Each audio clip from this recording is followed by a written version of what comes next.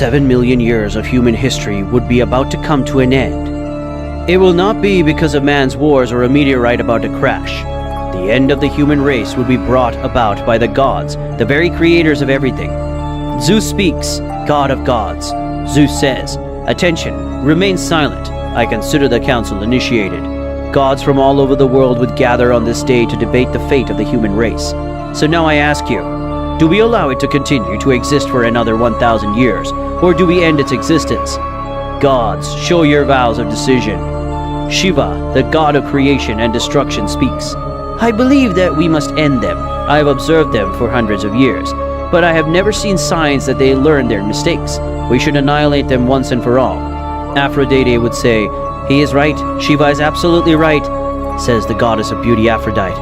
Aphrodite would continue, "The world has become uglier and uglier. The oceans are full of garbage and oil. The forests are disappearing. To be honest, humans have become a great plague, destroying life on planet Earth." All the gods and demigods present agreed with Aphrodite's opinion. Zeus speaks. The council seems to have reached a conclusion. The council decides that the fate of the human race is its complete annihilation. Brunhilde would say, "No, Zeus, please wait." Zeus stops before making the decision. A Valkyrie appears. Her name is Brunhilde, the eldest of the 13 Valkyries. Brunhilde says, "With all due respect, but there is one issue that I would like to talk about to the gods." Gol would say, "Sister, are you trying to do something?" Brunhilde steals all the attention of all the gods in the hall. A raven of the god Odin, Hugin, speaks. Hugin says, "Ungrateful, you are just a demigoddess." Munin speaks. "How dare you interrupt the gods when they speak?" Brunhilde replies, "The petty and tyrannical actions of the human race are unforgivable. However, to destroy them would be extremely boring. I propose something to decide whether the human race is worthy of remaining alive for the next 1,000 years, and at the same time demonstrate the piety and power of the gods. Why not put the human race to a test?" Hugin would say, "Approve. Do you want us to flood them again?" Munin would say, "He talks about starting the Ice Age and freezing them." Brunhilde would say, "None of that. Is a much better way to do it is here. I mean, God against man, the final battle Ragnarok." All the gods are impressed by the words. The Constitution of Valhalla would say, "The laws of God's final battle against man, in other words, Ragnarok. It is thus a series of 1v1 matches between 13 fighters representing the gods and the human race. The first team to win 7 matches wins. However, the moment humanity loses its 7th encounter, the gods will destroy them mercilessly. On the other hand, if humans win, then the gods will allow them to exist for 1,000 more years.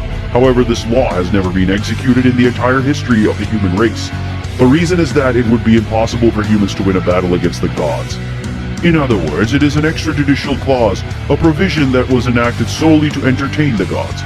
Everyone begins to mock the Valkyrie. Hugin says, "Humans are no match for the gods."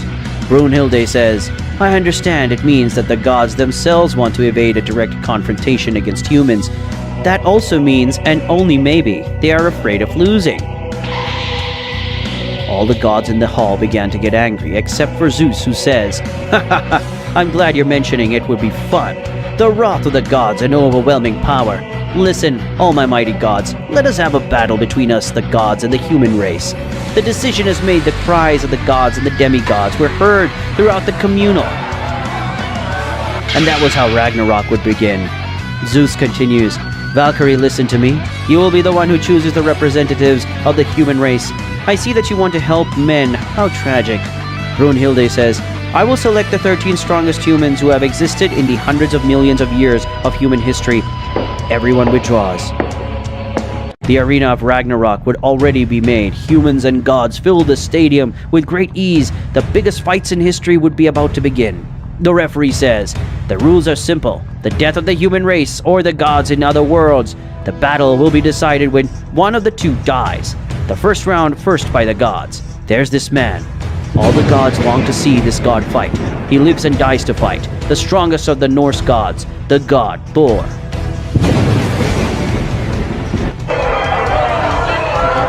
Gol, the sister of the Valkyrie who started this, would be very worried. Gol would say, "Sister, there's no way we can win." Brunhilde would say, "Calm down. Little Gol, I'm sure he will be able to. I don't know why, when I look at him he inspires confidence in me. And besides, he promised me to win this fight." The referee would say, here comes the man who will represent the humans this time. The man who will represent these scumbags, here he is. It's Son Goku. Aphrodite would say, but how beautiful is that young man? He turns me on. Goku would say, hello, my name is Goku. I hope to have a good battle. Thor would say, confident human, you have a lot of guts to stand in front of me. Goku would say, haha, you won't regret it. Just let me tell you to fight seriously. Otherwise it would be boring. Thor would reply, do you make fun of me? Goku would say, not at all. Just do not disappoint me. The signal to begin sounds. Life or death. Humans or gods.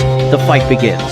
Thor attacks Goku as soon as the battle begins. He stops his blow with his arm. Goku says, wow, you're strong. Thor would say, you endured one of my blows. Goku would say, that's right. I told you to give it all, or this will end quickly. Goku punches the god in the face, making him back off. Gods and humans go crazy within 10 seconds of battle. The Valkyrie is also surprised. Gol would say, sister, where did you get that man? Brunhilde would begin to tell how Goku came to Ragnarok. Brunhilde would reply, I was missing the last man from the Ragnarok. When I went to look for the man who is said to be the strongest man, the most dangerous and fierce among men, that man called himself Lubu. But when I approached him, he was fighting with someone else. It is said that Lubu finishes all his battles with a single blow. But this time someone played against him. Lubu, the most fearsome man, was defeated by a single blow.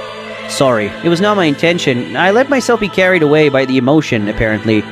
Mr. Whis lied to me. There are no strong people here. Brunhilde would say, and who are you? Goku would reply, I'm Goku. Who asks? Brunhilde would say, I'm Brunhilde, the eldest of the 13 Valkyries. Goku would reply, Valkyrie? What's that? Brunhilde would say, tell me, are you interested in fighting?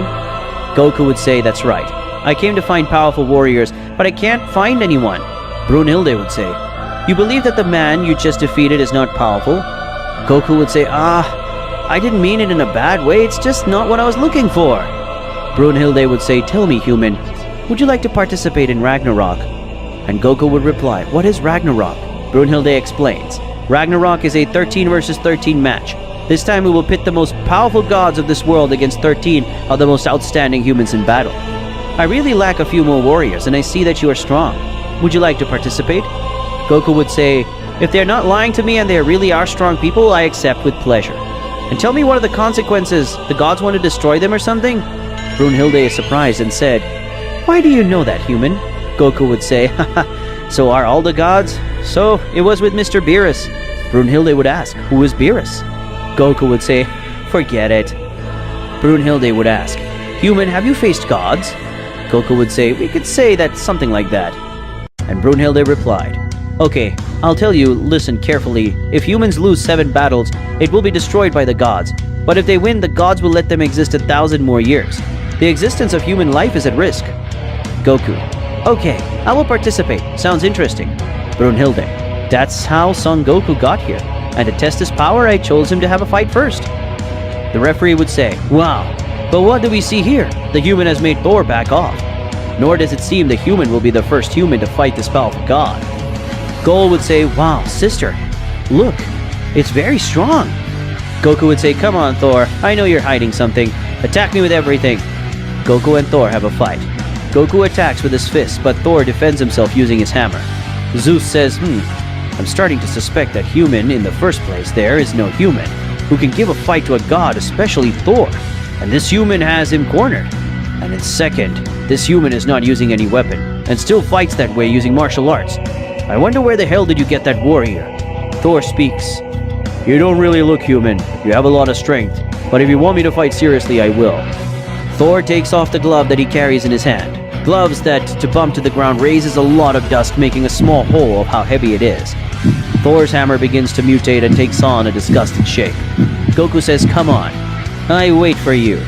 Thor raises his hammer, throwing it at Goku with all his might. He hits Goku by sending him to fly away, hitting the wall.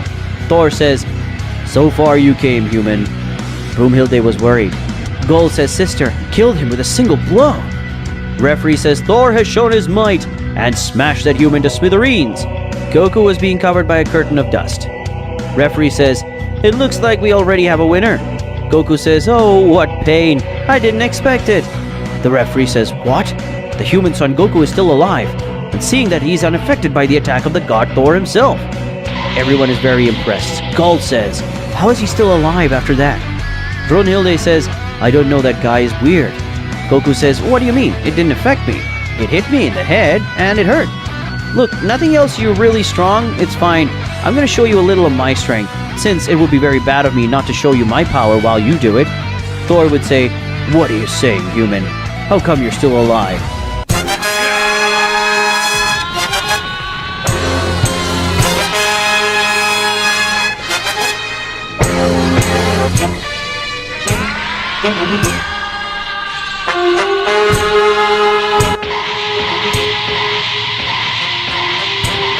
Goku made the whole combat arena tremble, transforming. The referee says, whoa, but what's that? Is it really human? His hair changed to yellow. Everyone would be very impressed and stunned by Goku's sudden transformation. Brunhilde was a little worried. Zeus was impressed and confused. Zeus would say, this guy doesn't look human. No human has achieved anything like that. But now it doesn't matter. Let's see what happens. Thor says, I see you can transform. Tell me, are you a god? Goku says, no, I'm just a Saiyan raised on the earth of my world. I'm just looking for strong people to fight with. Thor says, your name is Goku, right? Goku says, that's Thor. How did you get here? Goku says, that will sound somewhat confusing, but where I come, and there are also very powerful gods. Even I have a teacher who takes care of a god. He sent me here for training to face powerful people, but I don't think I should have told you that, if they wouldn't not let me keep fighting. Thor said, quiet, I will not say anything. I've never had a fight as exciting as this. Goku, fight! Goku raises his ki. Thor has always been a god of fear. No one had ever put up with him so much in a fight, let alone endure the most powerful attack he has with his hammer. Thor always defeated his enemies with a single blow. As a result, all the fights became boring to him. But this time with Son Goku, Thor felt excited, as he could give it all, as he knew that such a combat would be fun. Goku launches to attack Thor, and Thor again tries to throw his hammer. Goku, in his transformation of Super Saiyan with a single punch, shatters Thor's hammer. All the gods are impressed. All the gods and demigods in Ragnarok Colosseum begin to scream. The gods say, this is unheard of. There is no human who could do that. They are sure that this subject is not a god. The human answers, fearful gods, now fear a human just because he is stronger than you. Goku, after destroying Thor's hammer, is kicking Thor in the abdomen, leaving him out of combat. Goku, really are strong, but I'll keep here to see what happens. Goku returns to his base state. Referee, he will not be able to fight anymore. What? Suddenly Thor gets up and calls Goku and smiles. After that, Thor faints. Humans start screaming. We won!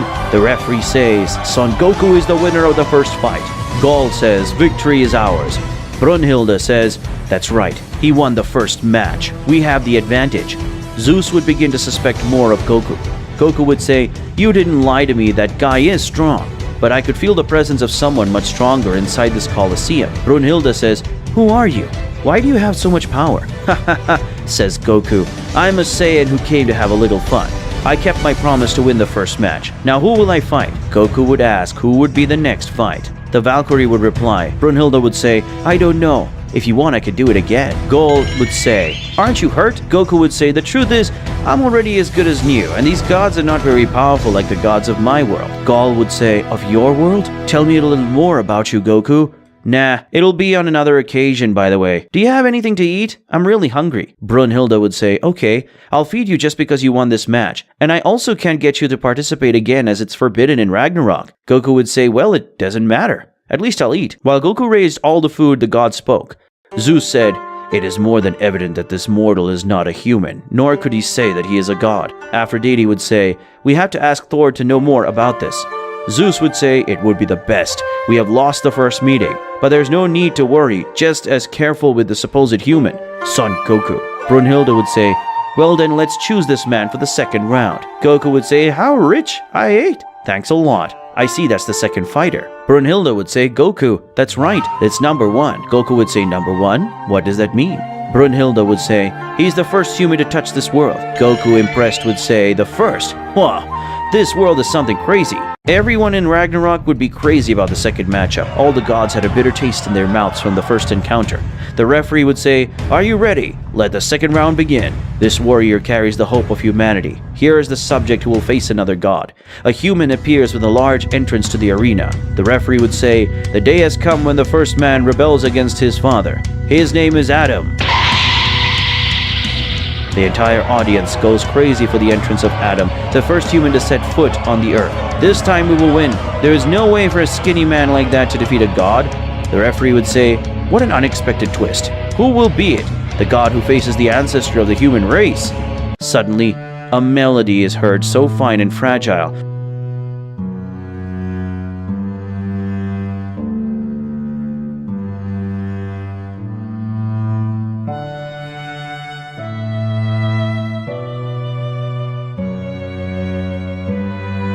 The most beautiful melody that any human could hear.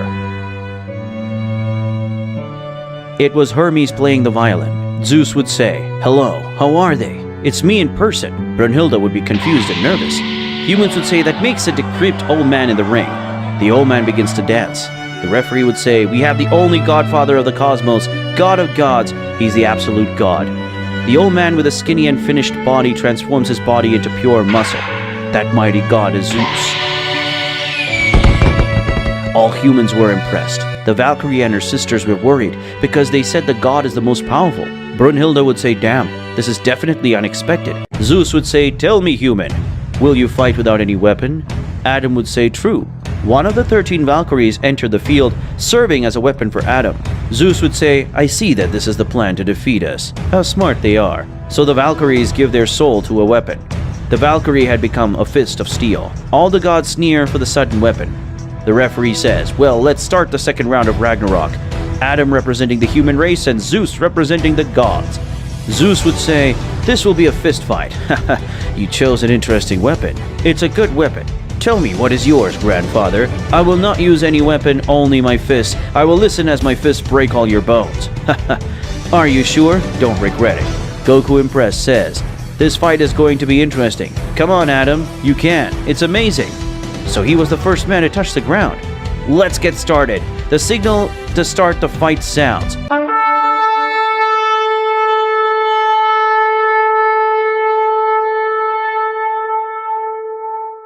Zeus begins with a quick blow. Adam dodges it effortlessly. Wow, but what do we see? A blow from Zeus that equals the speed of light and Adam effortlessly dodging it? Wow, that guy is awesome. Human, you are pretty good. I won't hold back. Here I go. Zeus again launches with a combo of blows. Meteor strike! Adam effortlessly dodges all blows again. Suddenly Zeus throws his divine axe, one of his strong attacks, a large powerful hook kick to the torso. Adam dodges the attack as if it's nothing. He just dodged one of Zeus's deadly blows. What agility of that boy! Zeus says, "I'm surprised, but nevertheless, you cannot escape my blows all the time, so you will not win." Adam responds, "You're right, Zeus." Surprising Adam copies his attacks, returning each blow with the difference that Zeus could not dodge a single blow. The meteor blow, even the divine axe, all those blows caused enormous damage to Zeus. I can't believe it. First Adam dodges the blows of Zeus and now uses those very same attacks against the great god Zeus. This is impressive. Humans riot with excitement. Very well. You are awesome. Keep it up. Sister, who is Adam? It is very strong. God created man in his own image and likeness. Genesis 1 verse 27. Brunhilde says, "So it is other words, Adam is a copy of a god. Adam knows how to use the arrogance of the gods against them. That is the power of Adam." Gaul says, "I understand, sister. We can win." Zeus says, "I haven't had fun like that for many years." Zeus attempts another type of attack by moving his feet quickly. That way of moving your feet, maybe you want to finish it in one blow. Opines the god of war, Ares. Ares says, "We'll kill him with a kick." Zeus moves super fast throughout the battle arena. Adam analyzes it. Zeus says, "How about this?" Zeus kicks to Adam and dodges it again, using the technique against Zeus, kicking him in the face, causing Zeus to fall to the ground. Zeus was getting tired. Adam says, "I don't want to force myself to do this, but this is a fight. Sorry, Grandpa." Zeus says, "Ha ha ha, did you call me grandfather?" Zeus transforms his body, becoming more muscular and bigger. Zeus says, "Let's see, Adam. I want you to try to copy this." This would be Zeus's most powerful attack. Zeus would say, "This attack is called the attack that governs in time. the fist that exceeded time. Zeus attacks Adam, but to his surprise, Adam has already copied the attack in a matter of milliseconds, and did it first by collapsing Zeus. Adam says, "Thank you very much, Grandpa, for that attack." Goku says, "Those guys are really amazing. I suddenly feel like fighting." Ares sees what happened. "That's impossible." Hermes explains the situation. Hermes says, "Everything seems to indicate that Adam's seer power is superior to Zeus's. Everything indicates that when Zeus made his blow, Adam copied everything, dodging Zeus's blow and returning it to him with the same power, making him fall again. The humans say, 'Zeus is on the ground again.' He's apparently finished." All the humans had already given the fight for win. Gaul says, "Sister, tell me, who is Adam?" Brunhilde said, "I already told you. His power is the wickedness of his heart." Evil in the heart? Brunhilde says that's right. In other words, the hatred of the gods. Adam's story. Long ago, Adam lived with all the natural comforts and animals of paradise, but that did not last long. Tells the story of Adam, Eve. His wife was judged for eating the sacred fruit of good and evil. The snake says, "I saw her eat of the sacred fruit." Eva says, "It's not true that what he says." However, the truth is that the serpent set a trap for him. The serpent tried to possess Eve, but she defended herself. The serpent swore revenge, bit the forbidden fruit to blame Eve and thus be expelled from paradise. Eve was sentenced to the aid of paradise. Since the serpent was a god, the judge also, the probability that Eve was not guilty were few. Suddenly Adam entered the court of the gods with many apples of the scared tree, biting and spitting them out. "Eve, if you leave, then I will go with you." Eve hugs Adam. The angry snake tried to attack Adam. The snake says, "It doesn't speak happy endings for you." Adam says, "You know I asked the birds what happened. They told me you made Eve cry." The snake says, "That's right. So what of it? I'm going to kill them anyway." The serpent tries to cut Adam with his claws, but Adam copies his attack first, by attacking with the same attack against the snake. Then Adam and Eve left the heavens forever. That's why Adam hates the gods. "I understand, sister, is very sad." When everything seems to be over and that Adam had won, Zeus stands again. Zeus says, "I'm still here." Goku says, "That guy is resilient." "Oh man, don't push yourself too hard." "Very well, very well. Your attack was surprising. But tell me something in your eyes and heart. I do not perceive hatred or revenge in your answer my question. Why were you fighting the gods? Everyone asked me the same question, and now so do you. Hate, revenge. There's no other reason to do what I do. I only protect my dependency." After those words of Adam, all prayed for Adam's victory. All were astonished at his words. Zeus says, "Not bad. You managed to captivate the whole audience." "Not bad, I will admit it. Boy, you are strong. I thought I would defeat you this way, but I was wrong. I never thought to use this form again." Suddenly Zeus contracts all his muscles. Zeus writhes in agony, crushing his muscles. Zeus becomes smaller but slightly muscular. That is his final form, the most powerful form of Zeus. Adam feels a dreadful omen and is on guard before seeing Zeus. It is an instinct in the face of danger. Goku says, "Whoa, got stronger. I wonder who will win. That god is at the disadvantage, yet with the form he surpasses Adam. Interesting, although I worry that Adam will die." "Why do you say that, Goku?" Goku replies, "It's just my guess." Brunhilde says, "Whatever happens will happen, and no one will be able to intervene, at least of all you, Goku. Otherwise the gods will kill you." Goku says, "But I don't want to die, and I don't want that boy to die." Zeus says, "Very well, mortal. This is my final form." Everyone trembled before the instinct of danger, except Goku. Goku says, Why do they tremble?" asked Goku as he puts a piece of meat in his mouth. And Shiva says, "What? I never thought I would use that way. Zeus, I ask you a favor, do not break the heavens." Zeus launches himself with a deadly move by storing energy by compressing his fists, and then releasing that energy with a punch that he throws at maximum speed. Zeus says, "The true right hand of God." Even his most powerful forehand, in its final form, Adam was able to copy it and use it against Zeus. Zeus says, "The true left hand of God." Another blow that Adam can copy by his divine reflection in his technique up his sleeve. Adam copies with a combo of blows against Zeus. Brunhilde says, "No, it's not possible." Goku says, "So you figured it out." "Goku, did you already know?" Goku says, "This will be a fight of resistance, or the old one resists more, receiving the blows of Adam, resists more copying the blows, or will be overloaded. His own divine power will be his downfall." Gaul says, "What? No, I don't want Adam to die. Goku says that's right, neither do I. Brunhilde says no. I never thought that this old man would find a way to defeat the Divine Reflection by giving him more power to overload and exploit. That decrepit old man was cunning. Munin says, Zeus is going to win, it's only a matter of time. Loki says, do not be so happy, says the god Loki, god of deception, entering with the other gods. Why do you say that, Loki? Loki says, look at Zeus, he's being very badly injured. Just look at his body. His muscles are about to explode, that fight will not last forever. The sons of Adam weep for him. Goku realizes that Zeus keeps attacking non-stop. Adam just copies the attack and uses it against Zeus. But Adam is getting more and more overloaded. All the whole audience as well as men and gods stood up for the great fight that would very soon come to an end. The bursts of blows are still continuing. Zeus manages to hit Adam. Oh no, Adam, don't die. This would be the last blow that would end Adam's life. The overload of divine technique was killing Adam. The last blow that Zeus would give Adam would end his life. But in the end, Goku appears in the arena, stopping the blow, saving Adam's life by very little. It's you. All the gods present get into the fight. Goku says that's right. My name is Goku, and you already have the fight won. I do not see why you have to kill him. He has a family and I will not let you kill him. The gods get in to defend Zeus. Shiva says, you interfered in a Ragnarok fight. That is forbidden, and the payment will be your death. Goku says, I see then. They want to fight me. Goku says with a cold stare, causing the gods to panic and take a step back. This time he was something more different than their instinct of danger. It was the feeling that no god had ever felt. Goku wears his fighting pose. Goku says, I will fight with all of you if it's what you want. That you say, human. Do not underestimate us, you imbecile. Zeus says, quiet. Leave him alone. It's true, and I won't fight. I do not have to kill him. But tell me something, Goku. You're not human, are you? Tell me who you are. Goku says, I'm an earthling raised on Earth. My name is Goku. Zeus says, ha ha ha, don't lie to me. You're different. Zeus falls on his knees, very tired. Goku says, it's better that they take him to the emergency room. I will do the same with Adam very soon. We will face Calm.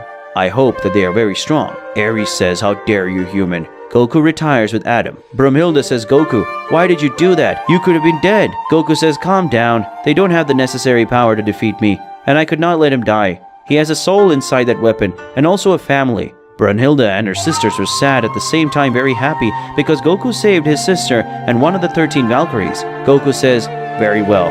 That was a good show. I'm hungry. I want to eat. Goku leaves the place. Brunhilde says, who is that guy? What is its power? Why did the gods recoil when they saw him? The gods were speaking. Ares says, did they notice? Hermes says, I saw it in his eyes. That guy is very powerful. Zeus says, it's not just any being. I'm beginning to believe that it would belong to a world very different from ours.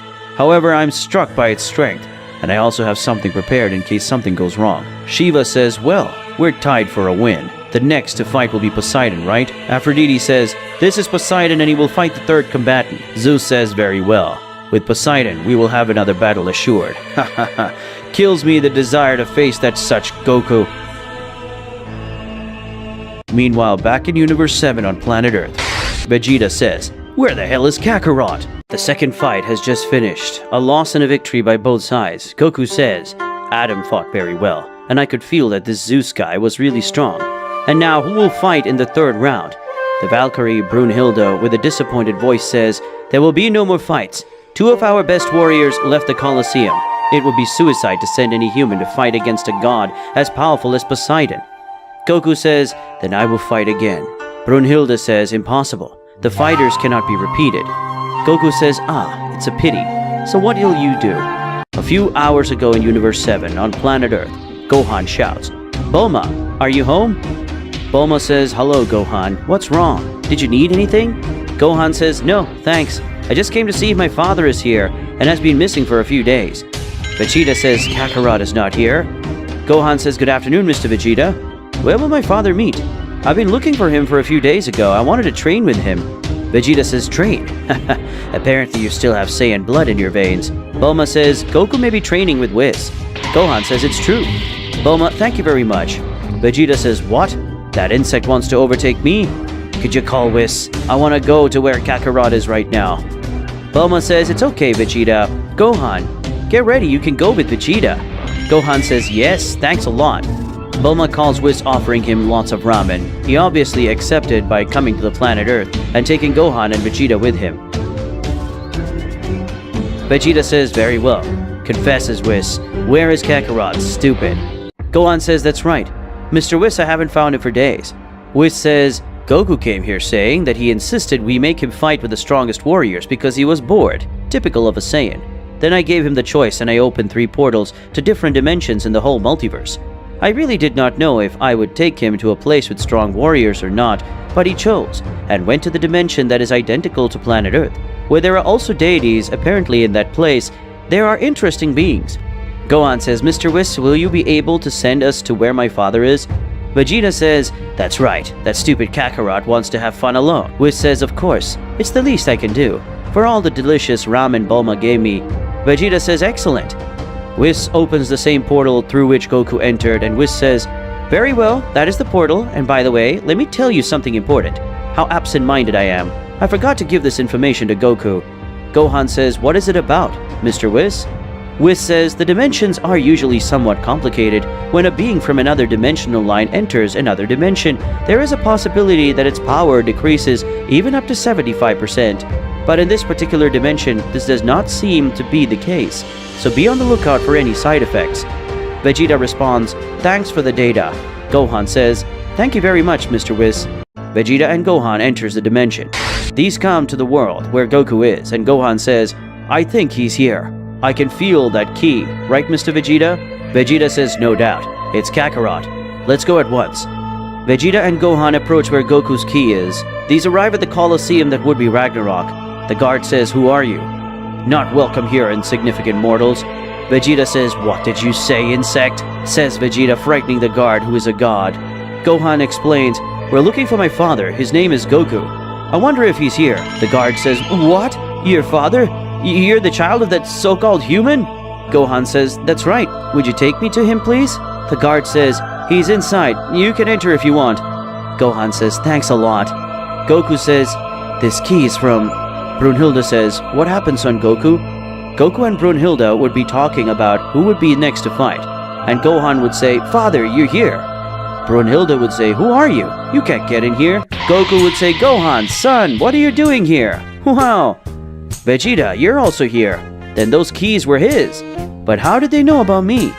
Vegeta says, cursed Kakarot, you left without saying anything to train you're alone. Goku says, hahaha, this is not what it looks like, Vegeta.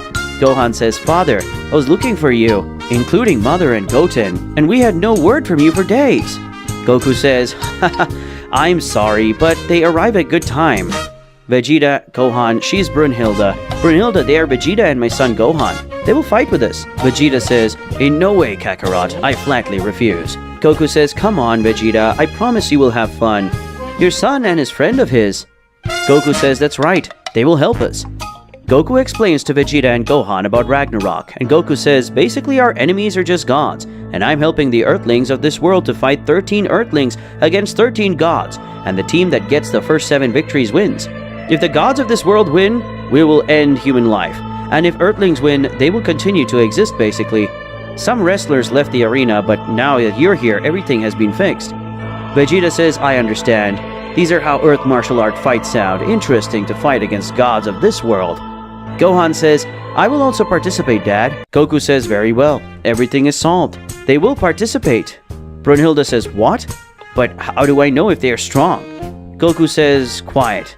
You're very strong. By the way, how did they get here? Gohan says, Whis bought us, father. As I explained before, I was looking for you and I ended up visiting Mr. Vegeta. Then we went to Mr. Whis, and we ended up here. Goku says, I understand. And why were you looking for me, Gohan? Gohan says, my mother and Goten were worried about you since you disappeared out of nowhere, and also because I want to join the fights again. Goku says, wow, son, what good news. Vegeta says, Kakarot, tell me something. Hasn't your fighting power been reduced? Goku says, my power? Why did you ask me that, Vegeta? Vegeta says, Whis told us that there are dimensions like this that can shorten your power excessively. Goku says, well, I haven't felt anything weird at the moment. Vegeta says, I see. We'll have to keep our eyes open. Brunhilde says, dimensions? Power? What the hell is going on here? Who are you guys really? Can't you be human? Brunhilde would be very confused and somewhat worried. Vegeta would say, me and Kakarot are pure-blood Saiyans, and the boy is the son of Kakarot. He's half human and also has Saiyan warrior blood. And in summary, we are Saiyans with warrior blood running through our veins. We're not from here, and not from the parts of your deities, you have to understand. We are a totally different dimension to this. Brunhilde is surprised and says, Saiyan race? I've never heard that breed in my entire life. Vegeta says, well, that does not matter. It's something that weak beings like you could not understand. Now answer my question. Are strong those gods that must be faced? Goku says, it's really not like fighting with Mr. Beerus, but if there are some who match the power of a Super Saiyan. Vegeta says, what a big disappointment then. It's not worth transforming, as it would be a quick fight. Goku says that's true, but don't trust yourself. There's something among them all that has me a little worried, is someone who's really powerful. Brunhilde says, excuse my ignorance in view that you are only helping me. I thank you very much. I do not understand anything about you, but it's obvious that I need your help to win these fights. But the next god to fight is Poseidon, one of the most powerful gods. Goku says, then who among you will fight? Vegeta says, Kakarot, I imagine that you've already participated in this tournament. Goku says, I fought in the first round, so I can't participate anymore at the moment. Vegeta says, Kakarot, if these gods are a waste of time, I will change sides to face you. Goku says, believe me, very soon we will meet someone really strong. Vegeta says, interesting, then I'll fight first. Do you agree, Gohan? Gohan says, yes, Mr. Vegeta. Brunhilde would be surprised at how the Saiyan would be so carefree when the next god to fight is supposed to be a terrifying beast. Everything was already decided. Vegeta would be the one who fought against the great god Poseidon. The third fight would start in Ragnarok.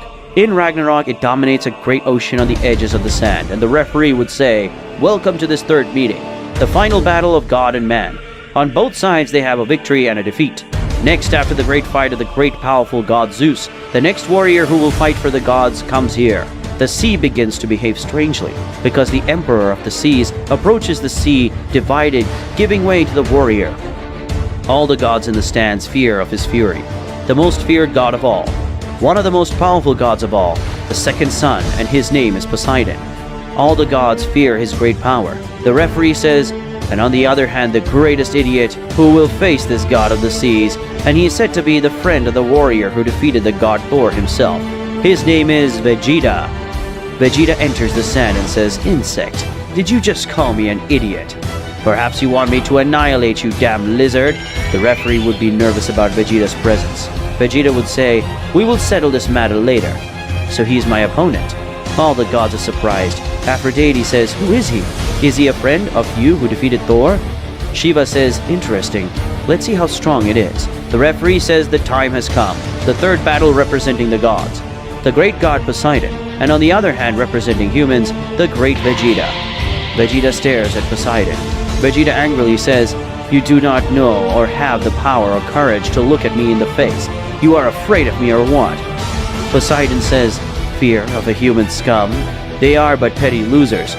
Vegeta says, what did you say? Poseidon says, won't you use a weapon with the soul of those Valkyries? Vegeta says, I don't need a weapon to defeat an insect like you.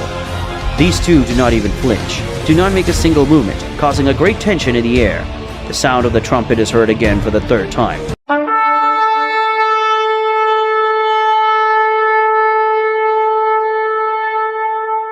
The third fight begins. Gaul says nervously, sister, Poseidon is the most feared god of the 12 gods of Olympus. Brunhilde says, the 12 gods you say? Dear little sister, I will take this opportunity to tell you one thing. And Gaul says, what is it about? Brunhilde replies, long ago there were 13 gods on Olympus, just as we, the 13 Valkyries. Gaul says 13 gods? What do you mean? But one of those 13 gods was killed by none other than Poseidon. Gaul would be surprised and say, a god who killed another god? I never knew about that. And who was that god? Brunhilde says the name of the god was Adamas, the older brother of Zeus and Poseidon, the fearsome Adamas. Long ago, Adamas was very envious of Zeus because Zeus was designated as the main god and organized a rebellion. He freed the Titans and giants who were imprisoned in the underworld, even joining them by one of the cruelest monsters in hell. And with that, he set his plan in motion. Adamas talked to his little brother Poseidon. Adamas said, Poseidon, the time has come. The gods of the heavens and the 48 gods of the heavens will decide to follow me. And not only that, some of the 13 gods of Olympus like Hermes have also decided to join me. You are the only one missing. If you decide to join me, we can cut off the head of Zeus. Listen to me, I'm your big brother. Obviously you're going to help me, Poseidon, or not. Poseidon says, "I can't believe you're my brother. You're pathetic." Adamas is surprised by what Poseidon says and says angrily, "Excuse me, what did you say?" Poseidon never looked into his brother's eyes. Adamas said, "You don't respect me. Look me in the eye. I'm your big brother. You should respect me." Poseidon rises from his seat and says, "The gods do not unite, the gods do not conspire, the gods do not trust others. This is how a god should be. We are perfect. But you have already broken each of those rules." Adamas says, "Damn, maybe you make fun of me." Adamas tries to attack Poseidon. Adamas remembers his best moments with Poseidon when they were children. "It has always been the same with you. You've always been like this since you were born. You've always considered yourself superior to me." Poseidon looks into his brother's eyes for the first time, pierces his trident in the abdomen of his older brother, the god Adamas, throwing in like garbage on the ground, making his life snuffed out forever.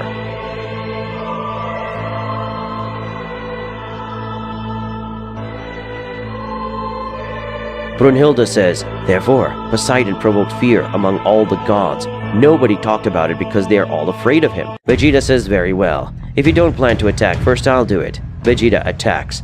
Poseidon attacks with his trident. Vegeta was able to dodge the attack. The gods in the stands are impressed to see that the first being who was able to dodge an attack by Poseidon. The referee says, "Impressive. The great Vegeta was able to dodge Poseidon's attack with ease." Vegeta says, "Insect, do not underestimate me." Vegeta punches Poseidon's trident by pushing him back. All the humans are impressed. Poseidon looks into Vegeta's eyes and Vegeta says, "So you finally think about fighting seriously." If there is anything in which Poseidon and Vegeta resemble, it would definitely be their great pride as warriors. Vegeta attacks Poseidon with a great flurry of punches and kicks, but he defends himself with his great trident. Ares trembles, saying, "How is that a human? And he could give so much trouble to a god like Poseidon." Poseidon quickly counters against Vegeta. He dodges all its blows, but each time Poseidon moves faster by cutting a little hair of Vegeta, making him retreat. Humans and gods are very excited about the result, and Vegeta says, "Don't underestimate me, insect." While Vegeta speaks, Poseidon attacks Vegeta, hitting him with his trident and hurting him a little. Poseidon with his trident makes a dome of blows towards Vegeta, trying to cut him. He dodges all his attacks, but Poseidon persists again and again. Vegeta smiles and says, "Is that all you have? You are just an insect." And he transforms into Super Saiyan, causing Poseidon to be pushed aside by the pressure of transformation. Poseidon says, "It's the same thing that the other supposed human used against Thor. Interesting. Let's see what you can do now." Vegeta disappears and appears right next to Poseidon. "You're too weak to be so conceited. Tell me, Poseidon, how does it feel to be a god?" Poseidon says, "A god? A perfect god who does not need anyone to become strong. That's a god. He's perfect just as he is." Vegeta says, "You are pathetic, like a god. What a sad and miserable life you have." Poseidon says, "What will a mortal like you know?" Vegeta says, "At first, I was just as stupid as you, until I met Kakarot, that insect. Maybe you know it from Goku. I thought I didn't need anyone to be strong. I thought nobody could be against me. My great pride made me believe that, but it is not so. I met people that I now protect with my life, and that is what makes me stronger and stronger." Vegeta for a brief moment makes Poseidon relive memories of his older brother whom he killed himself. Vegeta says, "Ha ha ha, that's why I say that your life as a god is insignificant. You prefer to be alone and be feared. That is your weakness. So you will lose this battle against me, the great Vegeta." Ares says, "But what's going on? That guy anticipates all of Poseidon's blows, and couldn't also hurt him, and also transformed like that guy did. These subjects cannot be human." Poseidon still does not surrender. This continues to attack. Poseidon hits Vegeta with his trident in the abdomen, but could not get through Vegeta's body, because it's now as hard as any divine weapon. Vegeta says, "Understand now, you have no chance." He smiles. "I will show you something, so that you can understand the difference between me and you." Vegeta transforms into Super Saiyan 2. Zeus, Aphrodite, Shiva, Ares, Hermes, Odin, Loki, and Poseidon himself at that very moment tremble at the enormous pressure of Vegeta's power, as did the gods and humans in the stands. Shiva says, "What's wrong? Why am I shaking?" Zeus says, "What an exciting match." Vegeta says, "Kakarot, because we do not show these attempts of gods what a real battle is." Goku says, "Vegeta, remember that the lives of humans are in danger. So end the battle at once. Vegeta says, what a bummer. Very well. God Poseidon, I will give you one last gift. I will show you the taste of defeat. Vegeta creates a huge ball of energy. Poseidon says, you won't beat me down, human. That's impossible. Vegeta launches the attack. Now Poseidon was completely destroyed. The great attack caused him to lose his arms. However, Poseidon continued to fight even without hands, using his teeth to grab the trident. Vegeta says, vermin, I don't want to kill you. Surrender once and for all. Poseidon pays no attention. Vegeta punches the already wounded Poseidon in the face, knocking him out.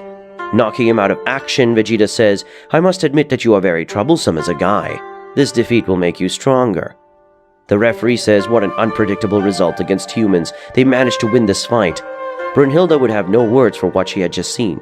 The gods remained in silence that seemed eternal. The humans in the stand shout with emotion the name Vegeta.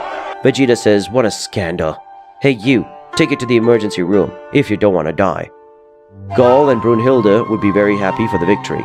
Goku would say, Vegeta, you don't think you overdid it a bit? It was that, or kill that guy, although he is not at our height. It's an incredible guy, but not of those who give up by just losing an arm. Goku says, I guess this time it's okay. It was a good fight. Vegeta, but didn't you say you wouldn't transform? Vegeta said that guy was strong for a moment. He was able to corner me. Goku says, haha, I told you that if they are strong. Vegeta says, it's no big deal either. Also, I do not feel I've lost my power. I think what Whis said does not apply to this world, but I will keep an eye on it. Then I'll continue in the next fight. Goku says that's right. Son, be very lucky. Vegeta would be a little thoughtful, and Goku would ask Vegeta what was happening to him.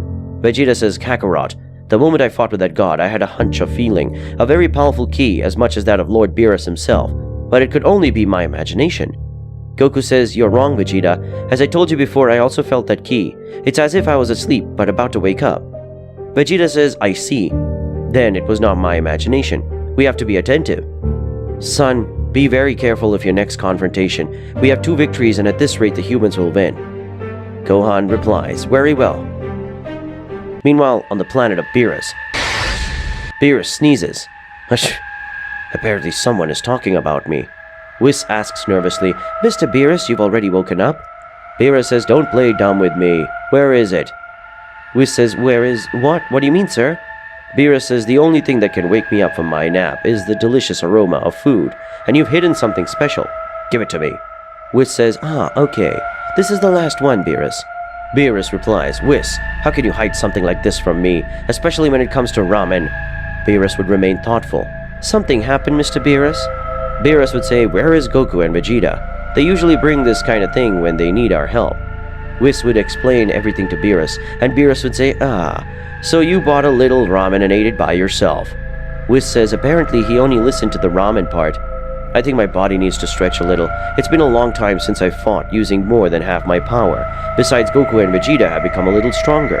It would be interesting to try how far they've gone. Meanwhile, at the gathering of the gods, Zeus says Poseidon was also defeated. These beings are incredibly powerful. We have no chance. Shiva says, Old God, do you plan on surrendering against humans? Zeus says, of course I won't continue with the fights, but if I see that we will lose one more time against these guys, then I won't hesitate to wake up my ultimate weapon. All the gods would begin to worry and be frightened. Goku would say, very well then, Brunhilde, who will face my son? Brunhilde views the data, shows that the next god to fight in the 4th fight will be the god Hercules himself. 2 warriors who aspire to peace and justice are about to face each other. The 4th fight of the Ragnarok is about to begin. 2 victories for the human race and a victory for the gods. Loki says, oh man, seriously you think it's a good idea? If we make that monster angry, I'm sure it would end this whole world. Are you afraid? Don't be afraid to take the risk. Makes it more fun.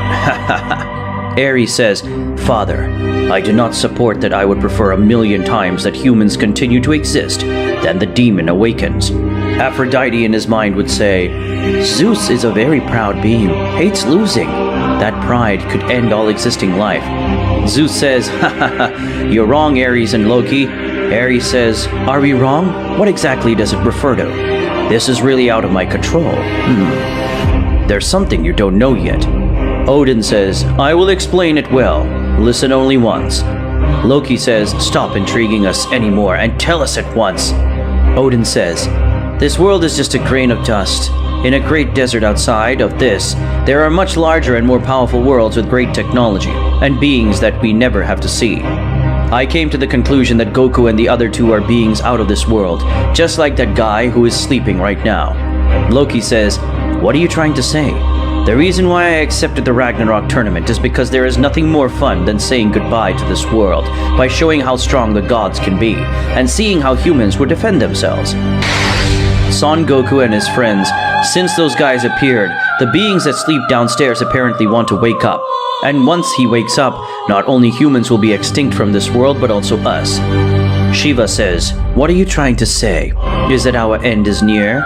Zeus says it may be, that this fight will be the last, and we will see. Shiva would show a face of indignation and rage. So, Hercules will be next. Gohan says, "Tell me, who is Hercules exactly?" Brunhilde says, "Hercules is a demigod." Goku says, "A demigod?" Vegeta says that means he's only half god. Gal says that's right. Hercules since childhood was always an ordinary man, but he has been a very honorable person and always defended others from the abuse no matter what if his enemy is much stronger than him.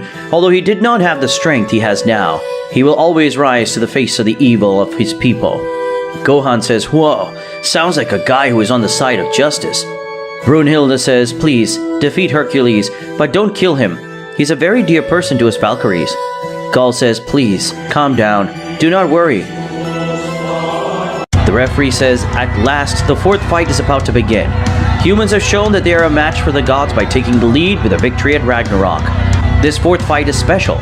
On the part of the gods, the god who was once human son of Zeus, a demigod with extraordinary strength, Hercules." All gods, even humans, rise up shouting the name of Hercules. Hercules was so much loved by almost everyone and all races for his reason of justice and his great goodness. The referee says, "This will be an interesting fight." Next, the one who will represent the human in this fourth fight. This time, the one who will represent the humans is Son Goku's son, Gohan. The humans rise up screaming for Gohan's victory.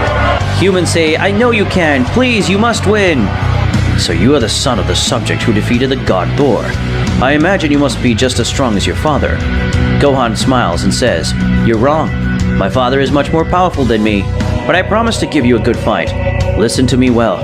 I will win this fight no matter how it is, and I will ask my father not to destroy the human race." Gohan says, "So you fight for justice? Apparently you and I have something in common." "I fight for what I believe in." Gohan says, "I promise to win this fight, so it won't be so easy for you to defeat me. Just by exchanging a few words with you, I can realize that you are an honorable being. I'm glad to say I can face a guy like you." The referee says, "The fight is about to begin. God against man, and it's Ragnarok. Start!" Gohan in his base form attacks Hercules. This hits him, making him collide with several debris. Hercules says, "Damn it, you really are strong." Gohan smiles. Hercules tries to return the attack, but Gohan's speed shows a great superiority to Hercules' blows, not even reaching Gohan. Gohan again strikes Hercules, but this time Hercules defends himself with his divine weapon. "You are an incredible being.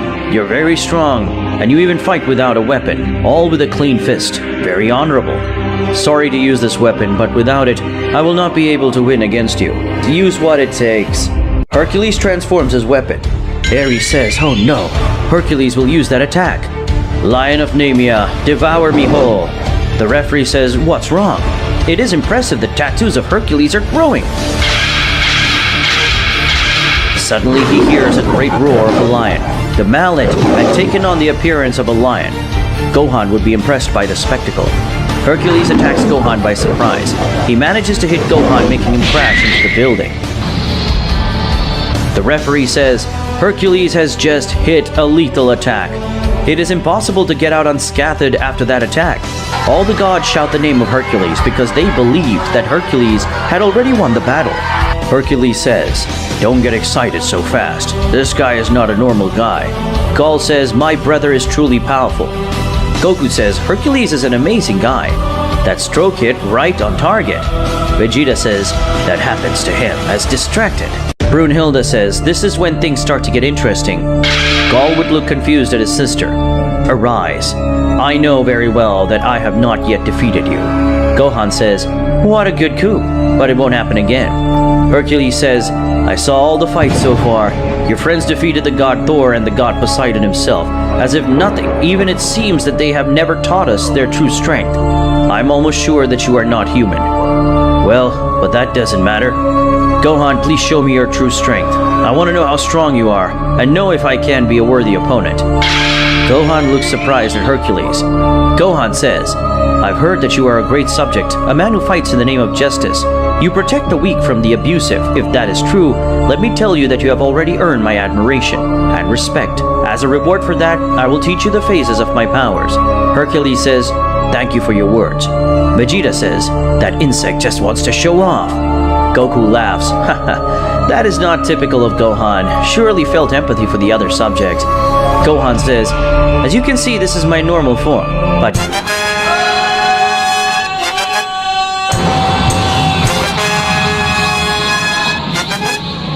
Gohan transforms into Super Saiyan. And Hercules says, also transformed as well as the other types. Zeus says, that subject also changed the color of his hair. Shiva said, curse, who are these guys? Gohan says, in this form my power increases considerably. This is the phase my father used to defeat Thor. Hercules would be surprised. This one, in his mind, would say, it is impressive. I could only see it from a distance, but once you are close to it, you feel as if the sky wants to crush you.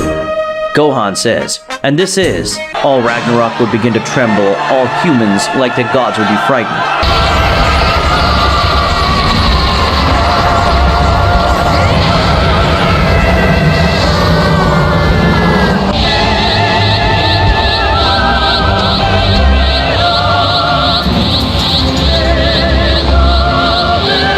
And Gohan transforms into Super Saiyan 2.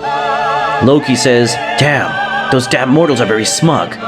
Gohan says, this is Super Saiyan 2. We could say this is phase that is much more powerful than the previous one, and it's used by Mr. Vegeta to defeat Poseidon. The referee says, what's happening? Apparently Gohan is teaching Hercules the limits of his strength. This is awesome. Gohan's strength has shaken the whole Ragnarok. Will they really be human? I think that's impossible. Hercules says, I will not lie to you. This is really an impressive feat. I feel as if the sky wants to swallow me. I feel a huge pressure in my body, but I also feel emotion. Emotion for fighting with you and even knowing I'm going to lose. Gohan says, that's because you're a great warrior. Listen to me well. This is not all my power. I still have something that surpasses Super Saiyan 2. Hercules says, excuse me? Gohan uses his mystical form.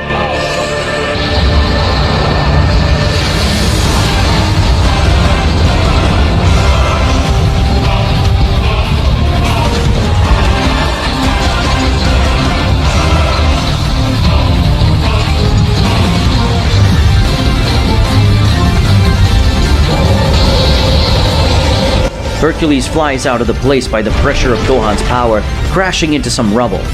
Odin says, return to its normal form. Shiva says that guy is such a cocky ass, that he used such a great power, that he even shook the whole Ragnarok just to return to his normal form.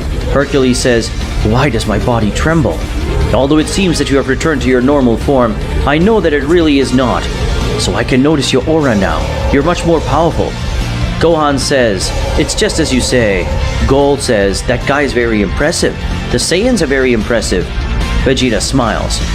Hercules says, maybe you can fight that monster. Gohan is impressed by the words of Hercules, and Gohan says, monster? Hercules says, I thank you. I recognize your strength. You are much more stronger than me. But we are in Ragnarok. Here only one can come out with the victory, so I will put all my strength in the next attack. Hercules gets into combat position and stands very still, trying to gather a lot of energy. Gaul says, again the tattoos of Hercules began to grow more. Loki says, Ares, what is that? Ares says, damn it. Hercules plans to end the fight with the next blow. Loki says, that's right. But answer my question, what is that? Why does Hercules' tattoo cover him more and more? Ares says, it's the price you have to pay. just before becoming a god. Hercules completed the 12 works and mastered the 12 divine arts, but those tremendous powers came at a price. Every time he used his powers, the tattoos expand. Every millimeter the expands inflicts excruciating pain that would knock out any god. Gaul says, "Sister, what would happen if the entire body was covered by tattoos?" Brunhilde says, "He'll die. Total annihilation." Goku, Gaul, and Vegeta are surprised. Gaul says, "No, brother. Hercules, don't die. Do you seriously plan to take it so far?"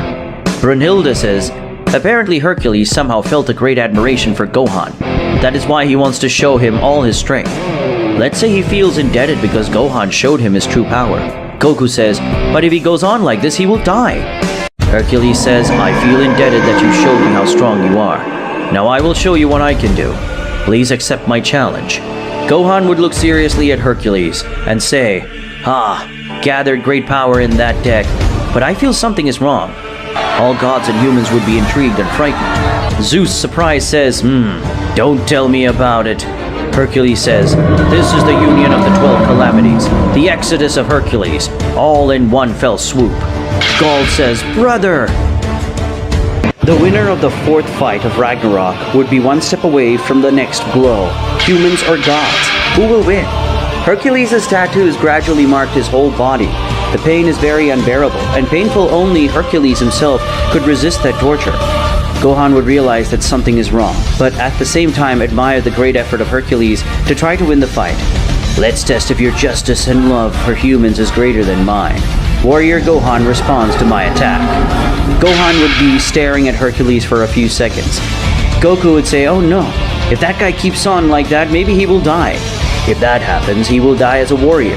If Gohan understands it, he will respond to Hercules' attack." Gaul would say, "No, brother." Brunhilde would be surprised by how far Hercules has taken everything. Gohan gets into position and uses his Kamehameha in his mystical form. Gohan says, "I promise Gaul that you won't die. Now you have to promise me that you won't." Hercules smiles. Gohan starts to create the Kamehameha. Gaul shouts, "No." Gohan starts to create a great energy between his hands. The referee says, "What's going on? The whole Ragnarok is shaking because of Gohan and Hercules' power." Zeus would get a little nervous. Shiva would say, "How awesome." Hercules would say, "Receive the power of the union of the 12 calamities." Hercules releases all his power as well as Gohan.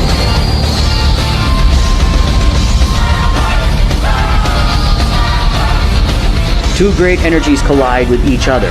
Ragnarok would be torn apart by such an impact. The gods and humans would be terrified. Hercules would increase his strength. Gohan would stare at Hercules. Gohan smiles. "You really are admirable. Thanks to you, I remembered why I trained to become stronger."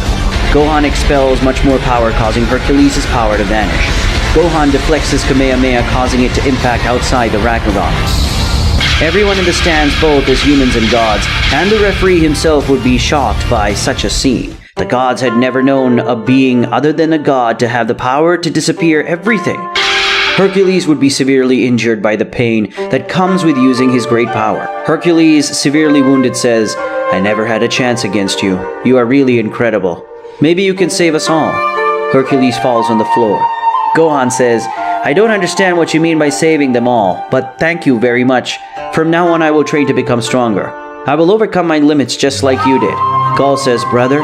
Referee says, "What happened?" Gohan says, "We can't fight anymore.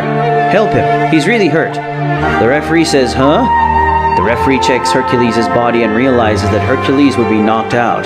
The referee shouts, "The 4th fight of Ragnarok is over. Gohan is the winner of this fight." The referee would be impressed. A minute of silence took over the whole Ragnarok. Out of nowhere, the humans jump with joy and emotion to take another victory.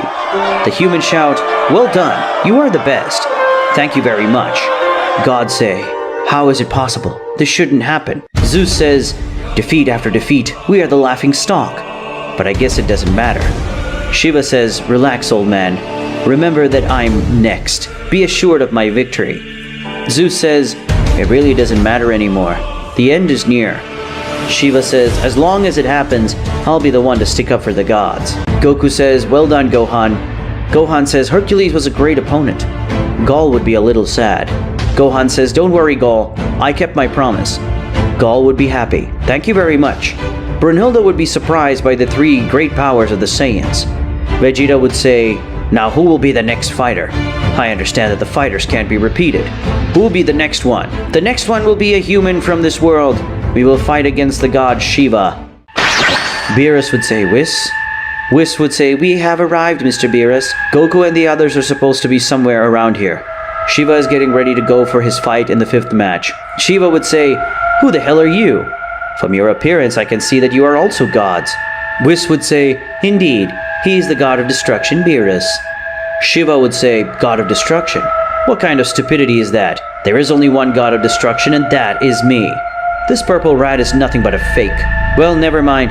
I'll take care of you later. I have more important things to do."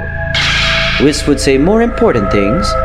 Shiva would say, "I'm the next one to fight. I must stand up for the gods, since that Goku and his friends have tarnished our image." Beerus would say, "I understand. Someone like you would only be trash. Your level of power is as pitiful as your appearance. Arrogant." Shiva would say, "Damn rat, do you want to die?" Beerus would say, "Die? So you are the god of destruction of this world. I have never in my life had someone insult me by calling me a rat. And he's come out alive in the face of such disrespect. Right now I will show you what it's like to be a god of destruction." Whis would say, "God Shiva, you really give me a bit of pity. Well, I think it's just a bit of bad luck."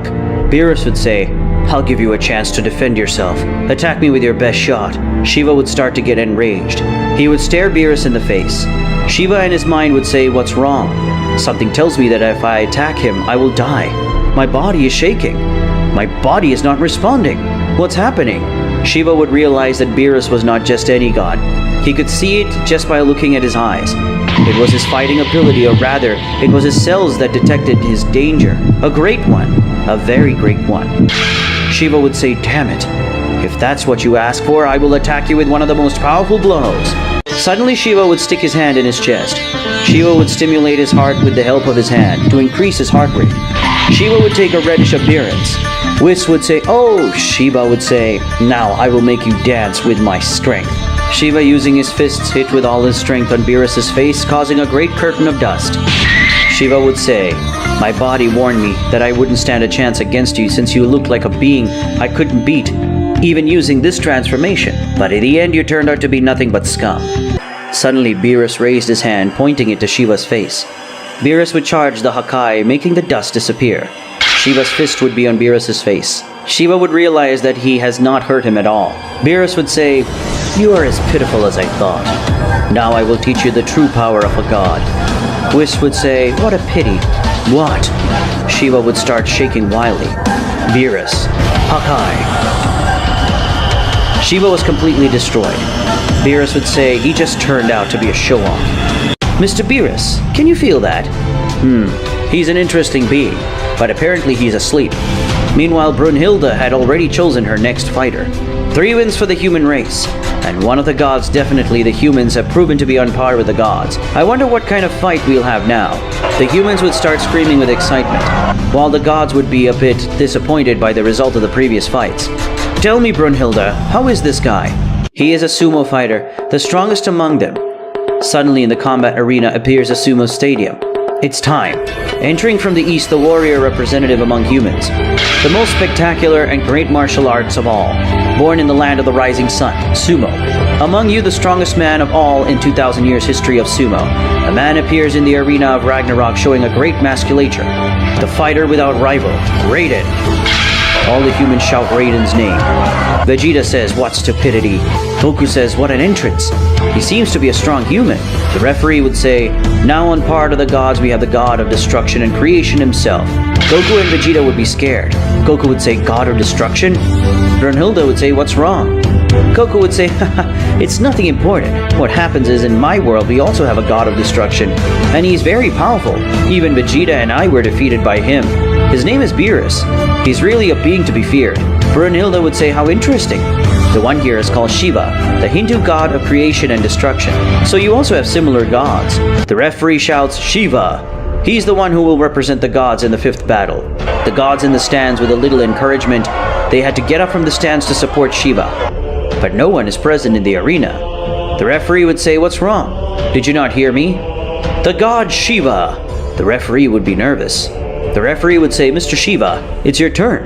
No one appears in the combat arena. The humans begin to mock. What's wrong? Are you afraid? That's what happens for underestimating the humans.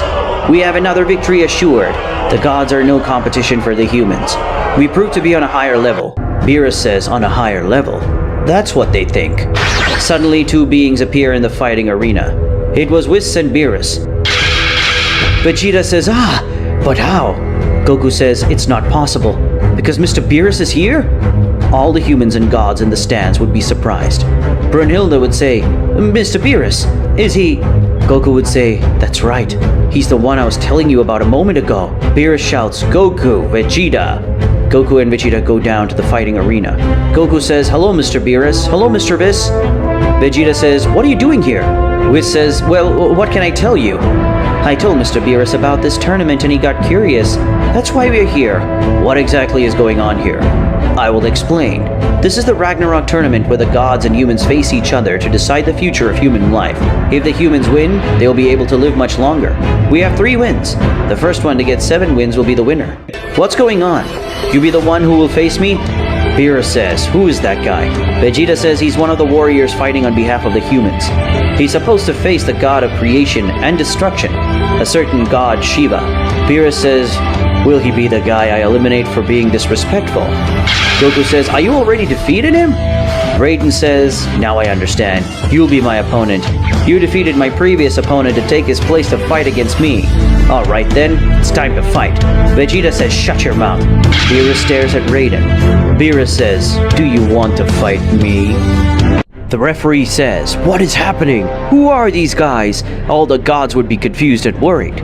Zeus replies, who they are? What happened to Shiva? Aphrodite would say, they seem to be very interesting guys. Apparently the man Goku knows them. Zeus would be a little upset. Loki would say, damn it, who do these guys think they are? Zeus and Loki descend into the combat arena. Ares would be confused. Odin would say, I have a bad feeling in all this. Vegeta would yell at Raiden for challenging Beerus to a fight. Vegeta would say, shut up, insect. Beerus would say, will not mean it, Raiden is strong, but not all of you an opponent for you. Mr. Beerus, Raiden is strong, but not at all an opponent for you. Beerus would say, a fight is a fight. Obey and go out. Zeus would say, who are you? Zeus would stare at Beerus and he suddenly feels something strange. The body of Zeus communicates to him that there is a great danger in front of him, one who he must not oppose. Zeus says, I see that you are not normal beings. Are you a god or something? Vegeta in his mind would say, damn, this gets more and more complicated. Beerus would say, are you the boss here? Your presence is one of the strongest in this place. Zeus would say, unbelievable. He deduced that just by looking at me. Listen, stop complicating things and get out of here. I suggest you watch your words when addressing Mr. Beerus, otherwise you will be eliminated as the other subject. The referee with a trembling voice says, Mr. Zeus, this guy wants to fight with the human. What should we do? Hold on, what do you mean they will be eliminated like the other subject? Beerus, annoyed, says, disappears from my sight. Vegeta screams, obey if you don't want to die. Wait a minute. That explains why Shiva did not appear. You have anything to do with it? Confess. Beerus stares at Loki. What's going on? Why do you look at me like this? Loki stares at Beerus. Suddenly fear covers his whole body. Why does my body feel heavy? Who is that subject? My body screams at me that I must run away. Beerus raises his hand in front of Loki's face, charging Hakai energy. You are just as annoying as the other guy. You are all just a bummer. Loki would be trembling with fear and would immediately recognize that he's no match for Beerus. Mr. Beerus, please do not do it. Zeus. So you want to fight the gods? I think it's more than perfect. Let him apparently fight, as he's very powerful. What? Then he will fight? As you hear, Beerus disappeared as Hakai. Loki felt a great relief when Beerus ignored him. What a problem. I wish you luck. We need to win to be able to match this. Hey, old man, that being who is sleeping under this Colosseum is very interesting. Zeus would be surprised and started to sweat. Zeus comes out of the arena without saying a word. Whoa, apparently you're an interesting guy. I'm excited. Apparently any last I can use all my strength. That interesting. Although, I do not feel a strong presence in you, and you may be like Goku and the others. What do you mean? I speak of you hiding your true power from me. Raiden is surprised. This one smiles. Very well then, I will present them again. Did you hear? This fight is about to start. I don't understand why you guys are there. Goku and Vegeta as well as Whis retire from the combat arena. Very well, apparently there is a last-minute change. Now we will start with the 5th battle of Ragnarok. On the human side, we have the fighter Raiden, a warrior who has dedicated his whole life to sumo. And this time, on part of the gods, we have Mr. Beerus, a strange being that appeared out of nowhere. Zeus himself allowed him to participate after the human Raiden challenged him to a confrontation. All the gods at the stands would be confused and surprised by the news. That subject will represent us? Who is he? The gods you'd cause a scandal of such news. We don't know who he is. We can't let someone like him represent us. We can't afford to lose the next showdown. Zeus from his throne says, "Stick your mouth if you don't want to be killed by that guy." Beerus defeated the god who would represent us in the 5th combat, and thus earned the right to replace him. All the gods would be silent at the words of Zeus. Everyone would be very nervous about what might happen, but the most nervous was still Zeus. Damn, I have a bad premonition in all this. Zeus remembers the words of Beerus, exactly as Beerus said, a being that was still sleeping under the Colosseum of Ragnarok. About 10 meters below the combat arena, there was a laboratory where Beelzebub, one of the gods that would participate in the Ragnarok experiment. But that experiment area became a containment room, where a being with a disgusting appearance slept. A being from another world. The end is near. Very soon he will wake up. The referee shouts, "Let the 5th fight begin!" Raiden takes a handful of salt with him and boats it in the air. That salt could have been used for a good meal. Never in my life have I been able to use 100% of my strength, but now I'm able to do it. That is the Beerus who's supposed to be stronger than you? Goku just smiles. What an unexpected event. Vegeta would be somewhat intrigued. What happens, Vegeta? I have a bad feeling about this, but it's not because of Raiden's fight against Mr. Beerus. Beerus told the old man that a being sleeping under the arena of combat is interesting. The old man became nervous when he heard those words, and you and I felt that powerful presence. Something tells me that Beerus' intentions are different. Gohan would remember his quarrel with Hercules. In my combat with Hercules, he told me something about maybe I could save them all. Could it be that Hercules was referring to that subject? Goku with a serious face would say, "That being really must be strong. If Mr. Beerus was interested in him, he must be very interesting." Indeed, Goku and Vegeta would be surprised. When do I get here? Mr. Beerus wanted to test his new strength against the two of you in this tournament. That was the purpose of his visit. But when he arrived here, he felt the presence of an anonymous being, the same being that stole all the attention of Mr. Beerus. You try to say that this being is stronger than us too? I never said that, but it could be. We will see the capacity of his power when he wakes up, being more exact, when his 5th fight is over. Gohan would be really surprised.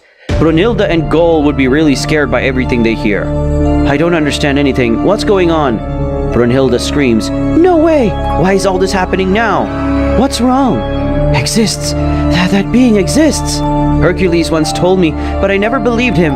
Nothing seemed like a story created by a child. What exactly did Hercules tell you? Let's start at once. Attack! Raiden attacks Beerus with a flying kick, but Beerus was able to stop that blow with a single finger. Is that your strength? What a disappointment. I know that you are not a normal being. You are above any god here. I could know at the moment you were about to kill that other god. Even the old man who's supposed to be one of the strongest among all the gods allowed you to fight in this combat. If you had been any guy, those gods would have already annihilated you. Am I right? You are right. These present gods are nothing but trash. But there is someone here who stole all my attention, and he's underneath this combat arena. Raiden is shocked by the information Beerus gave him. Raiden stares at the ground he steps on. Someone who stole your attention must be a very interesting guy. But since we are in a fight here, only one can come out the winner. What are you planning? I have never used 100% of my strength, since my body could not stand it. So for this fight I had the opportunity to use the Volunder together with my future beloved Thor. So if you allow me in the next blow, I will use all my strength. Beerus would be somewhat confused. Volunder? Beloved? I see you are a seducer. Very well. If you teach me all your strength, I will teach you what I can be capable of. Attack me. I will receive your blow. Answer. What did Hercules tell you? Brunhilde with a broken and nervous voice says, I refer to Azathoth, a being from the outside, to be more accurate, a god from the outside. Azathoth? God from the outside? Interesting. It is something similar to a destroyer god. Brunhilde screams in despair. No, Azathoth is chaos. He is above everyone. He will destroy everything. Brunhilde would be entering into despair. Gull would be very worried and not knowing what to go on. Gull would say, Sister, please calm down. Gull had never seen his sister behave that way. Goku would care about Brunhilde and say, Reassure yourself, if something bad happens, we will help them. Brunhilde, while reassuring herself, said, I'm sorry for my behavior. Now I will explain everything. This information only has the gods of high level. I only know because Hercules told me at the time. I thought it was just a silly story to scare me, but apparently it really exists. I feel very bad for not having believed Hercules. He's one of the few who knew of this, since Zeus had great confidence in him. Brunhilde proceeds to tell everything. The gods are divided into 4 categories: outer gods, elder gods, archetype gods, and minor deities. Minor deities are explained by their own name.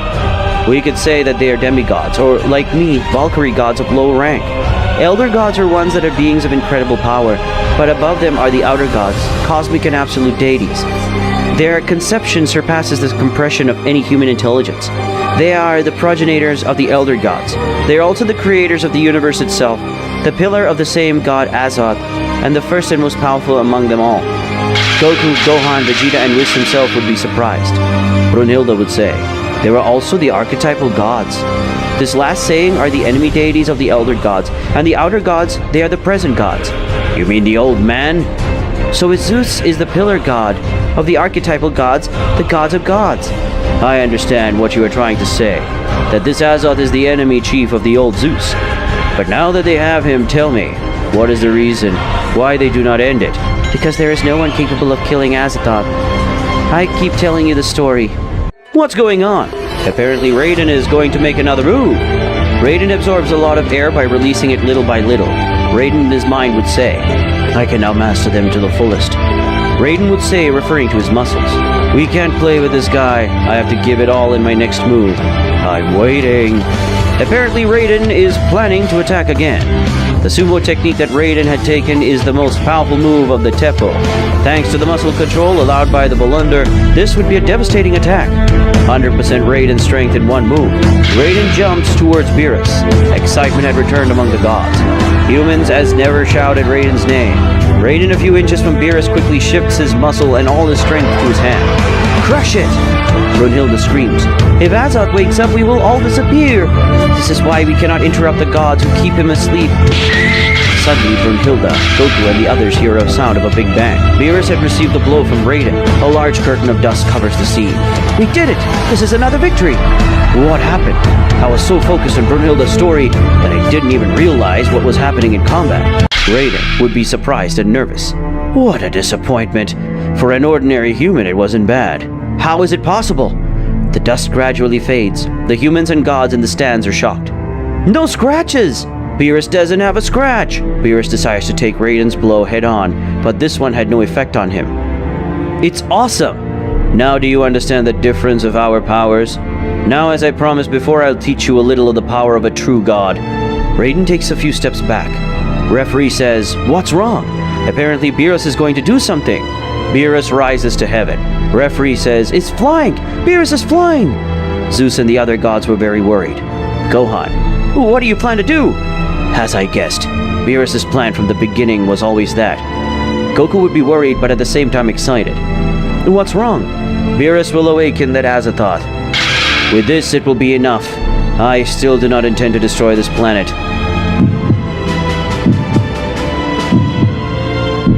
Beerus drops a small light of power.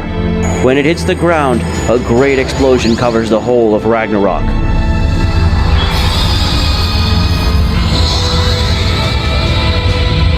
Wake up once and for all, sleepyhead. Brunhilde screams, no! The entire floor of Ragnarok would be destroyed by Beerus.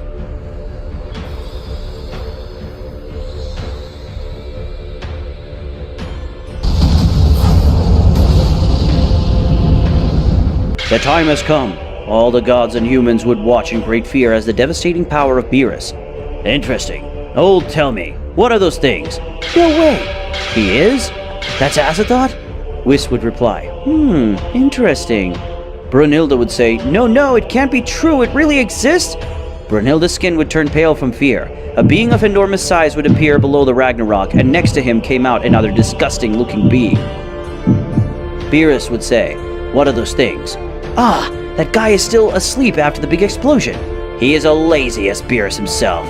Whis would approach Beerus. Brunhilde would be hitting the floor since all her plans to save the human race would be spoiled. Gaul would be worried. Zeus knew he couldn't do anything. I knew that very soon I would wake up, but I never imagined that someone else would come looking for you. Tell me, old man, what exactly that thing is, and what are those monsters that surround him? I can consider you as a god of the exterior. I know nothing about you, but you are evidently very powerful. Let me tell you something. Listen carefully.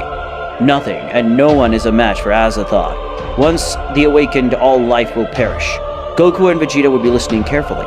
All the humans and gods in the stands would be confused as they knew nothing. Those monsters that surround Azathoth really are gods who keep him asleep.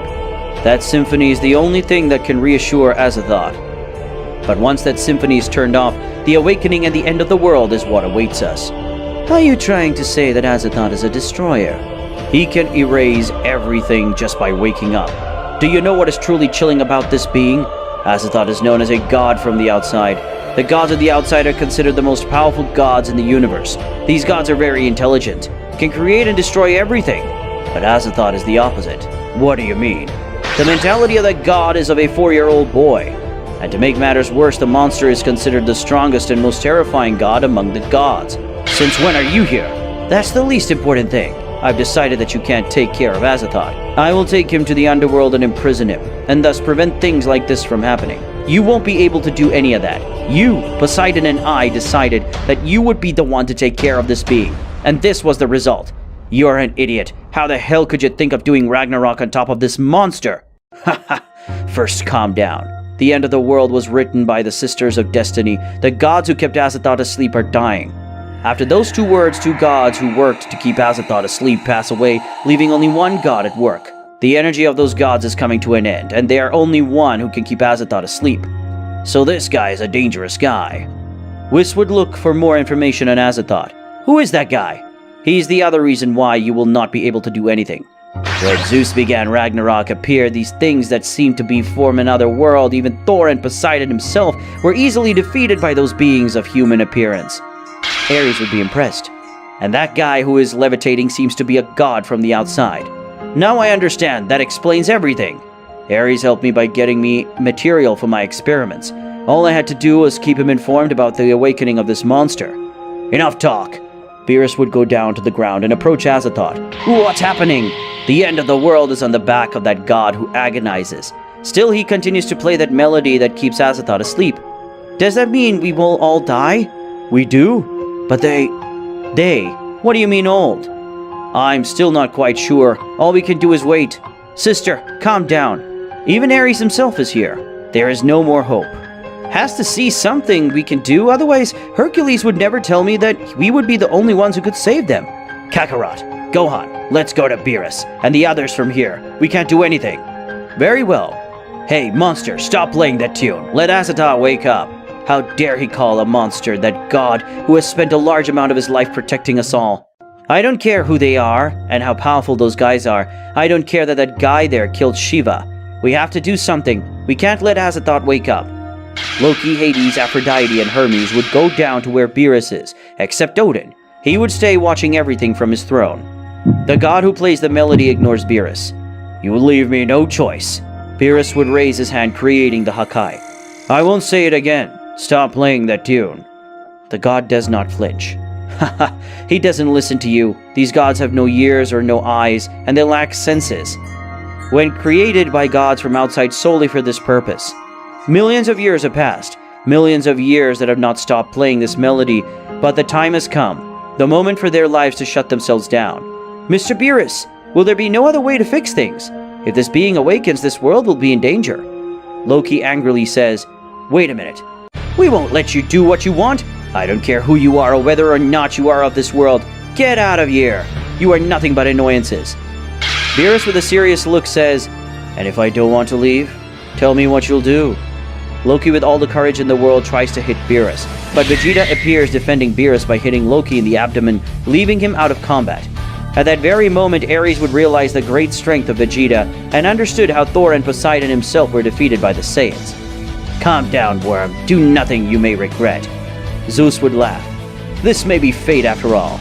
The awakening of Azathoth was already written, but the appearances of warriors who changed the color of their hair and of a god from the outside who would defy Azathoth himself.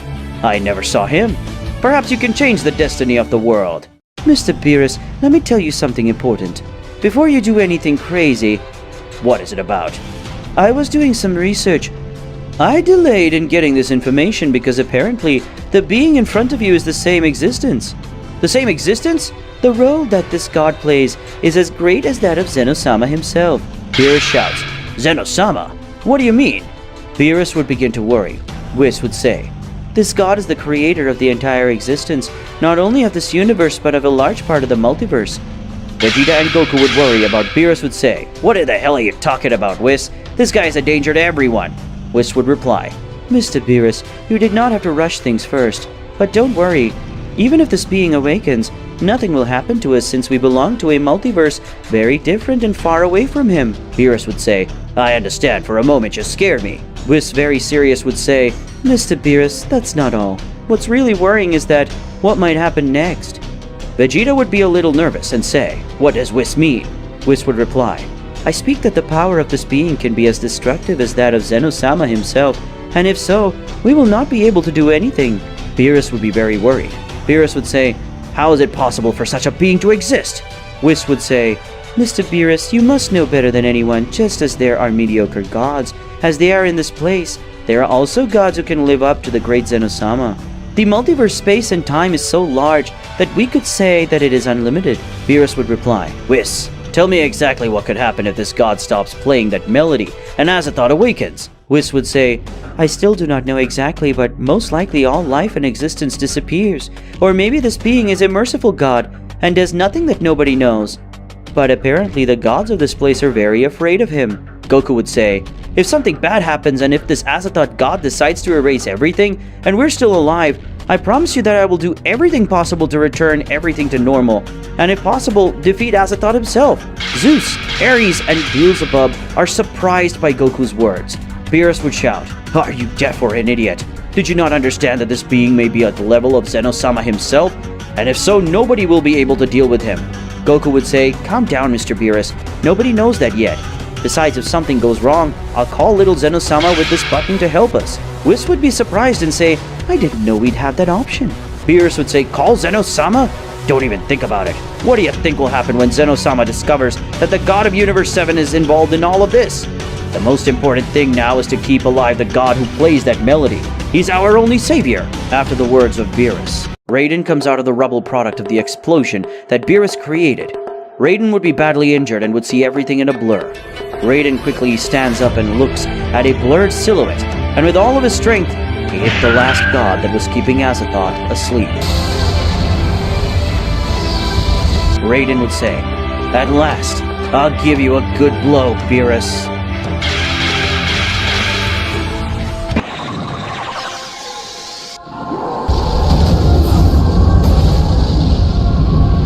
A huge explosion covers the whole of Ragnarok. Goku shouts, it's awesome! All kind of this life disappeared in just 5 seconds. The whole place had changed to a lifeless, rocky look. Vegeta says, what the hell happened? Goku replies, they all disappeared. Beerus would be very nervous and said, and Azathoth? Where is he? Vegeta shouts, Mr. Beerus! Whis, behind you! Whis looks back. Whis is surprised that he didn't feel his presence. Azathoth hits the deities with his tentacles. Beerus is brutally hit, while Whis was able to dodge the hit. Goku, Vegeta, and Gohan would be very impressed. Gohan would say, oh no! That being attacked Mr. Beerus. Vegeta says, that guy is very strong. Whis yells, Mr. Beerus! Beerus spits blood. Whis says, Mr. Beerus, are you okay? Beerus responds hoarsely, I'm fine. Whis says, that guy is more powerful than I thought. I couldn't even feel his presence. Beerus says, Whis, do you think we have a chance? I really don't know. Beerus says, interesting. Goku and Vegeta get in front of Beerus by transforming into Super Saiyan.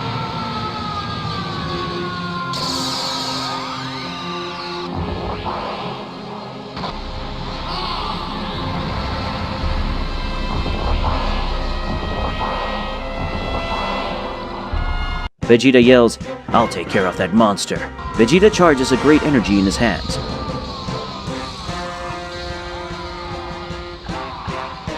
Vegeta says, let's see if you can withstand the powerful Big Bang. Vegeta launches his attack.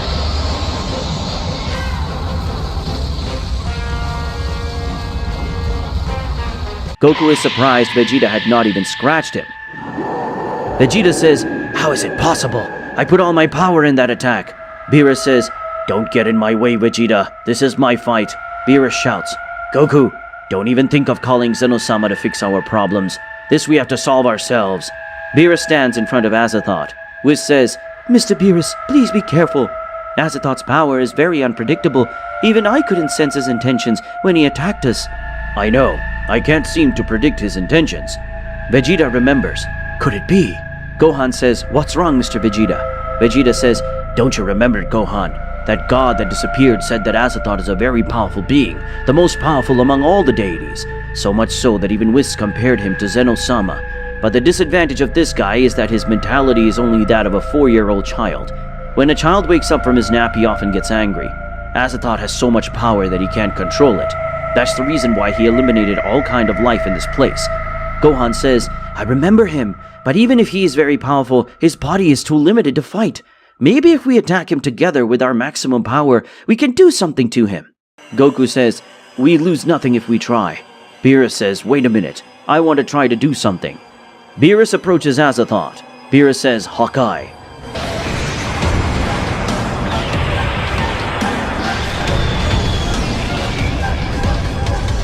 Beerus' power of destruction has no effect on Azathoth.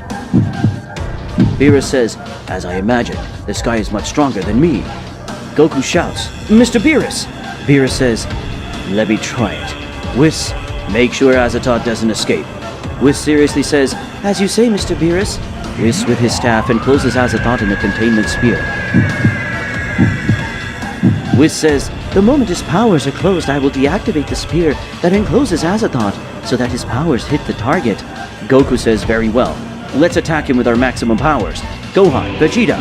Goku uses Ultra Instinct. Gohan uses his Beast Mode and Vegeta the Super Saiyan Blue Evolution.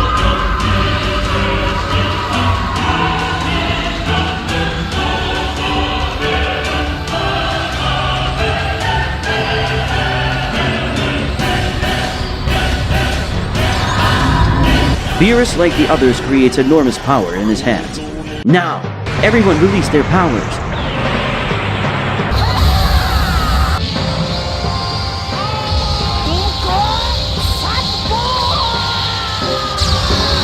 Whis deactivates his power, making Goku and the others hit Azathoth.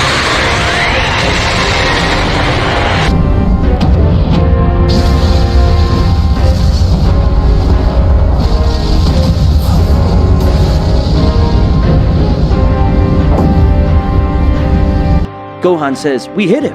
The big explosion covers the whole planet, with dust and smoke. Whis is the first to be surprised. Beerus says, what's wrong, Whis? Beerus looks carefully, and when the dust fades away, he sees that it didn't do anything to Azathoth. Goku, Vegeta, and Gohan are surprised. Whis says, did he dodge it? No, that's impossible. I'm sure he received the attack. Suddenly, Azathoth starts to behave strangely. Goku says, what's going on? Azathoth's skin breaks. Beerus says, don't tell me what.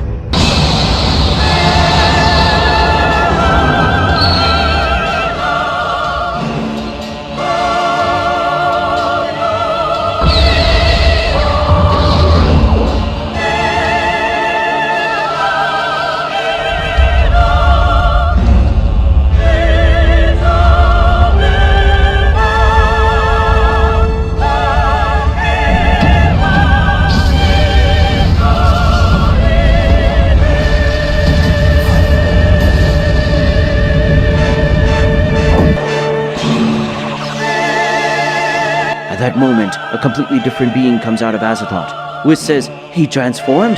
Azathoth says, "Thanks for waking me up." Vegeta says, "Speak!"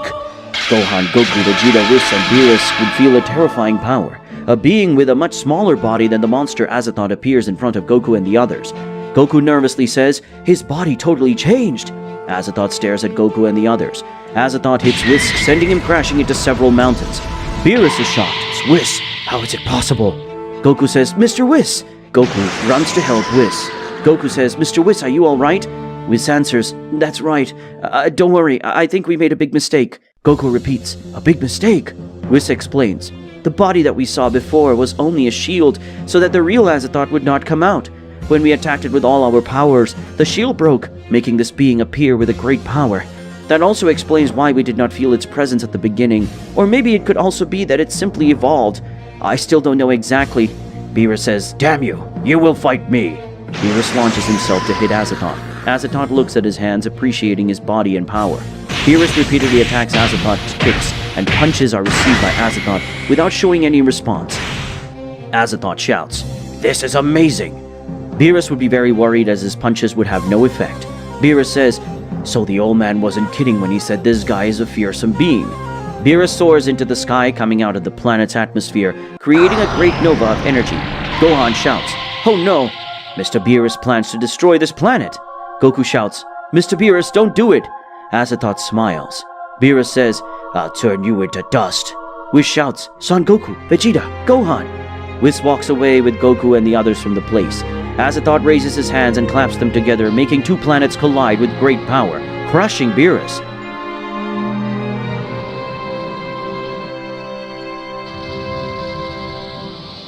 Beerus disappears with his energy. Beerus falls sharply unconscious to the ground.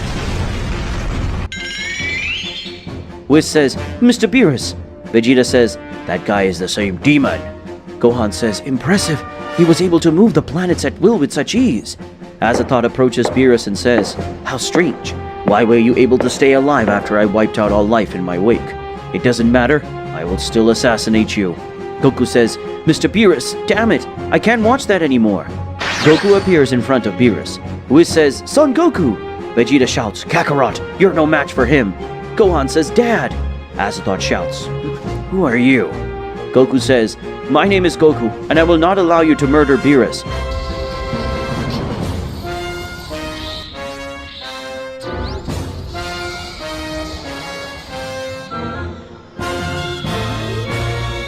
Azathoth says, "That's not your decision, and you don't have the power to change my mind either." Azathoth approaches Beerus. Goku stands guard. Azathoth keeps walking. Goku launches into a fight. Azathoth's eye shines. Goku is hit hard multiple times, fading his transformation.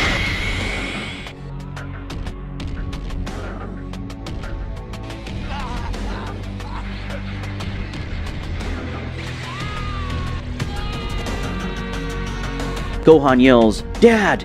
Goku with a broken voice says, "Stop!" Azathoth replies, "You are the only ones responsible for this. You should never have meddled in what doesn't concern you. Now you'll have to die." Azathoth grabs Beerus by the neck. Azathoth replies, "Die!" Whis appears trying to hit Azathoth. Easily dodging Whis' blow, Whis angrily replies, "Let it go." Goku says, "Mr. Whis." Whis more angrily shouts, "I told you to leave him right now." Azathoth says, "Of you five, you are the most interesting." Vegeta, impressive. I dodge Mr. Whis' blows, making it look very easy. It's also the first time I see Mr. Whis so angry. Azathoth says, "Let's play a little. 10 minutes. If you last 10 minutes fighting me without dying, I'll spare the life of this trash." Azathoth locks Beerus in an energy sphere. Azathoth says, "If you die before 10 minutes, my energy will carbonize him completely to the bones. Even his soul will burn depending on you." Goku says, "Mr. Whis." Whis raises his staff, healing Goku. Whis says, "Go with the others. If something goes wrong, we will have no choice but to use that button." Goku says, "Mr. Whis." Whis says, "Son Goku, bringing the highest authority to a different multiverse can be considered as attempted murder or treason against Zeno-sama, and that is punishable by death. In this case, since Mr. Beerus and I are involved, it could be much worse. The death of our entire universe. So I recommend you not to use it. This is our fault and we have to fix it." Vegeta yells, "Whis, there is still an option. You can go back in time like this time you did with Frieza." Whis says, that's impossible. Vegeta says, what? Whis says, Azathoth is the very creator of this multiverse. He is a creator and a destroyer, and he is stronger than me. That's why it won't work. Whis attempts to use this technique to go back in time. Whis says, as I thought, I can't use some techniques outside my multiverse. Azathoth says, I understand. That's why you didn't disappear when I eliminated all kinds of life on this planet. The reason is simple. You're not from here and you come from a very different place than here. Enough of this bullshit. Time starts now. Attack me. Whis says, I will fight with all my strength. Whis and Azathoth disappear, causing huge energy clashes in the sky.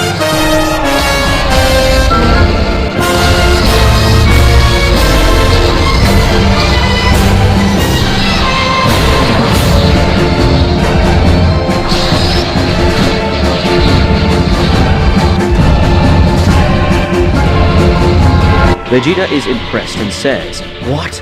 Gohan says, that's the power of Mr. Whis? We can win. I'm sure we can win. Mr. Whis starts the fight at the same pace as Azathoth. Vegeta says, don't be a fool. If Whis said that Azathoth is stronger, it's because he's right. Besides, that jerk Azathoth is just playing. He's not fighting for real. Goku says, we have to do something. The strong clashes of power will continue. Whis says, I never thought there would be someone other than an angel or Zeno-sama himself who could surpass my powers. Azathoth says, Zeno-sama? Whis suddenly comes up with a great idea. Whis says, we have to take Azathoth to our multiverse. Goku is surprised by Whis' proposal. Goku says, but how do we do that? Whis says, I will create a portal and force Azathoth in. You take care of Mr. Beerus. It's most likely that once Azathoth enters the portal, the energy surrounding Mr. Beerus will disappear. Prepare. Goku says, I understand. Azathoth asks, what are you planning? Whis says, I know my power is not enough to stop you, but I know of someone who can confront you. Azathoth says, anyone who can stand up to me? It is impossible for a being with these characteristics to exist. Whis opens a portal. Azathoth says, so, a portal. You want to take me with that being? That Zeno-sama? Whis says, I will even if it costs me my life. Azathoth says, interesting, but let me ask you something. Whis says, I wonder what it is. How did they get here? Whis says, let's just say I just opened a random portal. I never imagined that in this multiverse, someone as powerful as you would rule. I imagine that apart from you, there must also be very powerful beings scattered in your multiverse. Azathoth laughs and says, haha, right, so a random portal. This must be a matter of fate. Azathoth continues, I want to meet that guy. I'll go with you. Vegeta, Gohan, Goku, and Whis himself are shocked by Azathoth's words. Azathoth vanishes, his energy that imprisoned Beerus. Goku says, Mr. Beerus, wake up! Azathoth says, come on, I can't wait to meet him. Whis still couldn't believe that Azathoth had said. Whis was beginning to question whether it was a good idea. Azathoth enters the portal. Has just entered on its own. Let's all go. Whis and the others return to their multiverse. Azathoth says, so it's here. All the destructive gods and their angels. Daishinkan and Zeno-sama himself feel the great presence. Daishinkan says, this presence comes from Universe 7. Zeno-sama says, it's an incredible power, let's go. Daishinkan responds, immediately. Daishinkan and Zeno-sama quickly travel to the site. Azathoth says, it doesn't really make much difference, but I know it's not my multiverse because I feel some very powerful presences approaching. Daishinkan along with Zeno-sama and his guardians appear. Zeno-sama says, but if it is Goku? Hello, Goku. Goku says, little Zeno-sama. Azathoth says, Zeno-sama? Zeno-sama asks, who are you? Whis replies, Zeno-sama, as well as yourself. This person is above all, but in a multiverse different from this one. Daishinkan says, from another multiverse? Whis says, it's all my fault. I will accept responsibility. Goku says, Whis. Daishinkan says, explain to me, Whis, what happened exactly?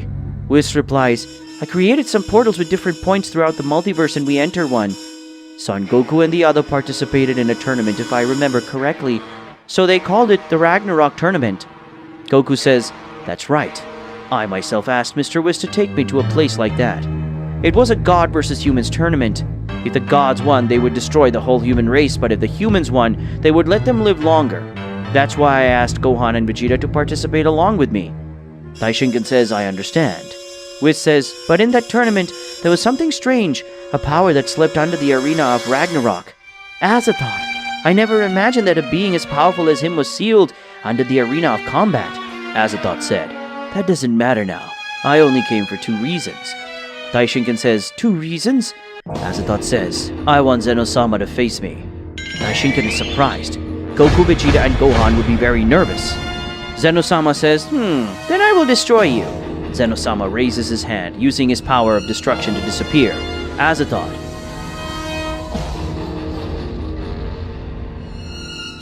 Zeno-sama is surprised and says, what happened? Why didn't you disappear? Azathoth didn't know what Zeno-sama had just done. Daishinkan was surprised just like the others. Daishinkan said, the only reason that comes to mind is that Azathoth is as powerful as you, Mr. Zeno-sama. Zeno-sama says, impossible! It's awesome! Tell me what you will do if we refuse to fight you. Azathoth says, what a good question. I really don't know yet. If they don't accept, I could kill them right here. Daishinkan says, I see. In that case, I will be your opponent. Azathoth says, I just came here to face Zeno-sama, the ruler of this world, the most powerful being in this multiverse. Whis says, I think I made a big mistake in bringing him here, but if I did not, he would have murdered Mr. Beerus and all of them. The Daishinkan says, now we have one more important issue in front of us. After we finish this, we will talk about it. Azathoth says, do you claim to leave this place alive? Daishinkan attacks Azathoth, but Azathoth dodges the attack. Azathoth says, you're much stronger than the other subject. Let's see how much I can have fun against you. Azathoth hits Daishinkan. Azathoth is surprised because, like the Daishinkan, he had dodged Azathoth's attack easily. Azathoth says, you are fast. Daishinkan and Azathoth hit each other simultaneously, producing large impact shocks that would be heard in all universes.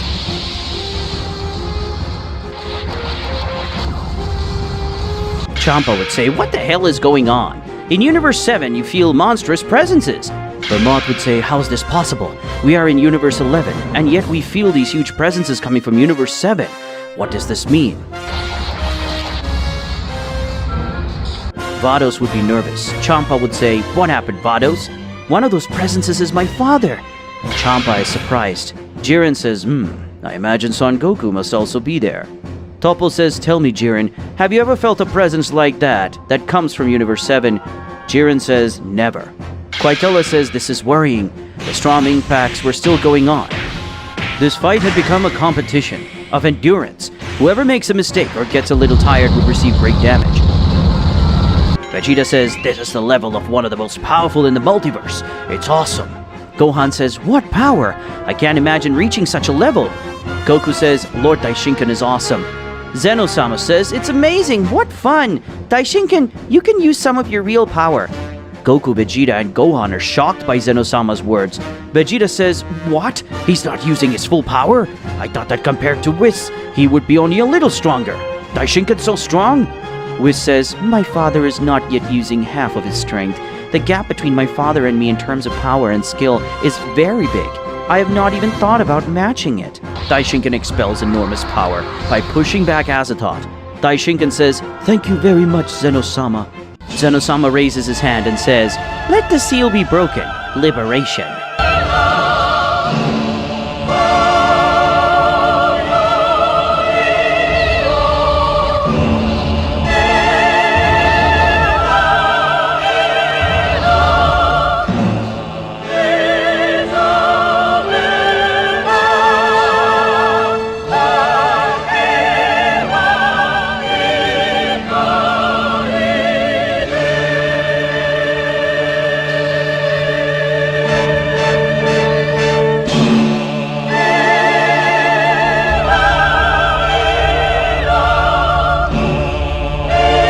Daishinkan says, I had forgotten how nice it is to have all my power back.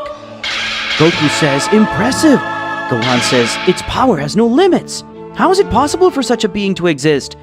Zeno-sama says, Goku, this is going to be a lot of fun, nor do I remember when was the last time I saw Daishinkan in his perfect form. Whis says, my father is incredible. The truth is that not even I knew of that power. Zeno-sama says, Angel Whis, thank you very much for bringing that really strong guy. Whis says, Mr. Zeno-sama. Zeno-sama says, it's very entertaining to see them fight. Even I would like to participate. Whis is shocked by Zeno-sama's words. Beerus wakes up and says, where am I? Goku says, Mr. Beerus. Beerus says, is that you, Goku? Where are we? Whis says, at last, wake up, Mr. Beerus. We're back in our multiverse, but apparently the situation got out of hand. Beerus is surprised. Beerus begins to tremble and says, Mr. Zenosama, good morning, afternoon, nights. I hope you're in good health. Zenosama says, hello, watch this fight. It's very interesting and fabulous. Beerus says, fight? Beerus is shocked to see Azathoth. Beerus says, Lord Zenosama, this sight is very dangerous. Vegeta says, Mr. Beerus, pay more attention. Beerus says, Vegeta. Beerus would feel an enormous presence, a presence more powerful than that of Azathoth himself. Beerus, surprised, says, who is he? Why does he have so much power? Whis replies, Mr. Beerus, he is my father, but in his perfect form. Beerus, surprised and terrified, said, the Daishinken? His power is more terrifying than I thought. Azathoth says, so you too can evolve. Daishinken says, you too? Apparently you've just been playing. Azathoth says, you weren't doing the same. Vegeta is surprised. That insect in all this fight has only been playing games. He has more power. Gohan says, I have no words for this. It just seems like a dream. Goku would be seriously watching the fight. Daishinken would say, shall we continue with the fight? Azathoth asks, answer me something. Is Zenosama stronger than you? Daishinken responds, if it is stronger, don't be fooled by my appearance. Just like me, he can evolve and become a perfect being. And yes, he is much stronger than me. After all, he is the one at the top of this multiverse. Azathoth says, interesting. Azathoth screams, Zenosama, I've come to propose something to you.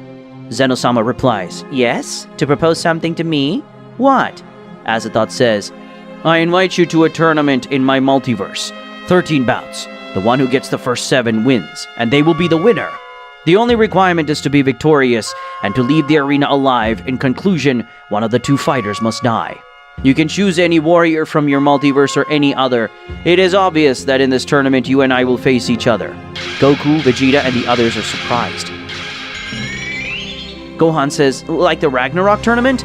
Azathoth says, that's right. Just like that silly tournament. I will leave everything back to normal and make some modifications. We will be free to use our power 100% without any restrictions.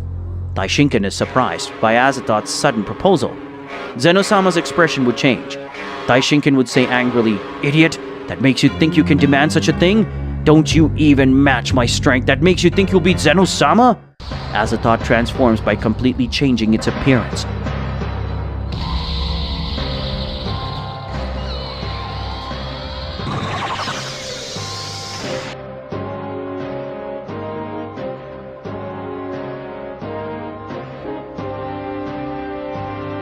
Goku's body as well as the others would not stop shaking. Goku says, what's wrong with me? How is it possible? Even Daishinken was surprised. Azathoth raises his power by creating a great pressure expelled to Daishinken, causing him to crash into a star. Vegeta says, the power of that cursed man completely surpasses that of Daishinken. Azathoth would approach Zenosama. The guards stand in front of him, blocking his way. The guards say, don't get close. Azathoth says, then what do you say, Zenosama? Daishinken rises up and quickly supports the Guardians to protect Zenosama. Daishinken says, your opponent is me. He will not accept such a thing. Zenosama says, it's okay, I accept. Everyone is surprised. Zenosama says, you and I will fight to the death.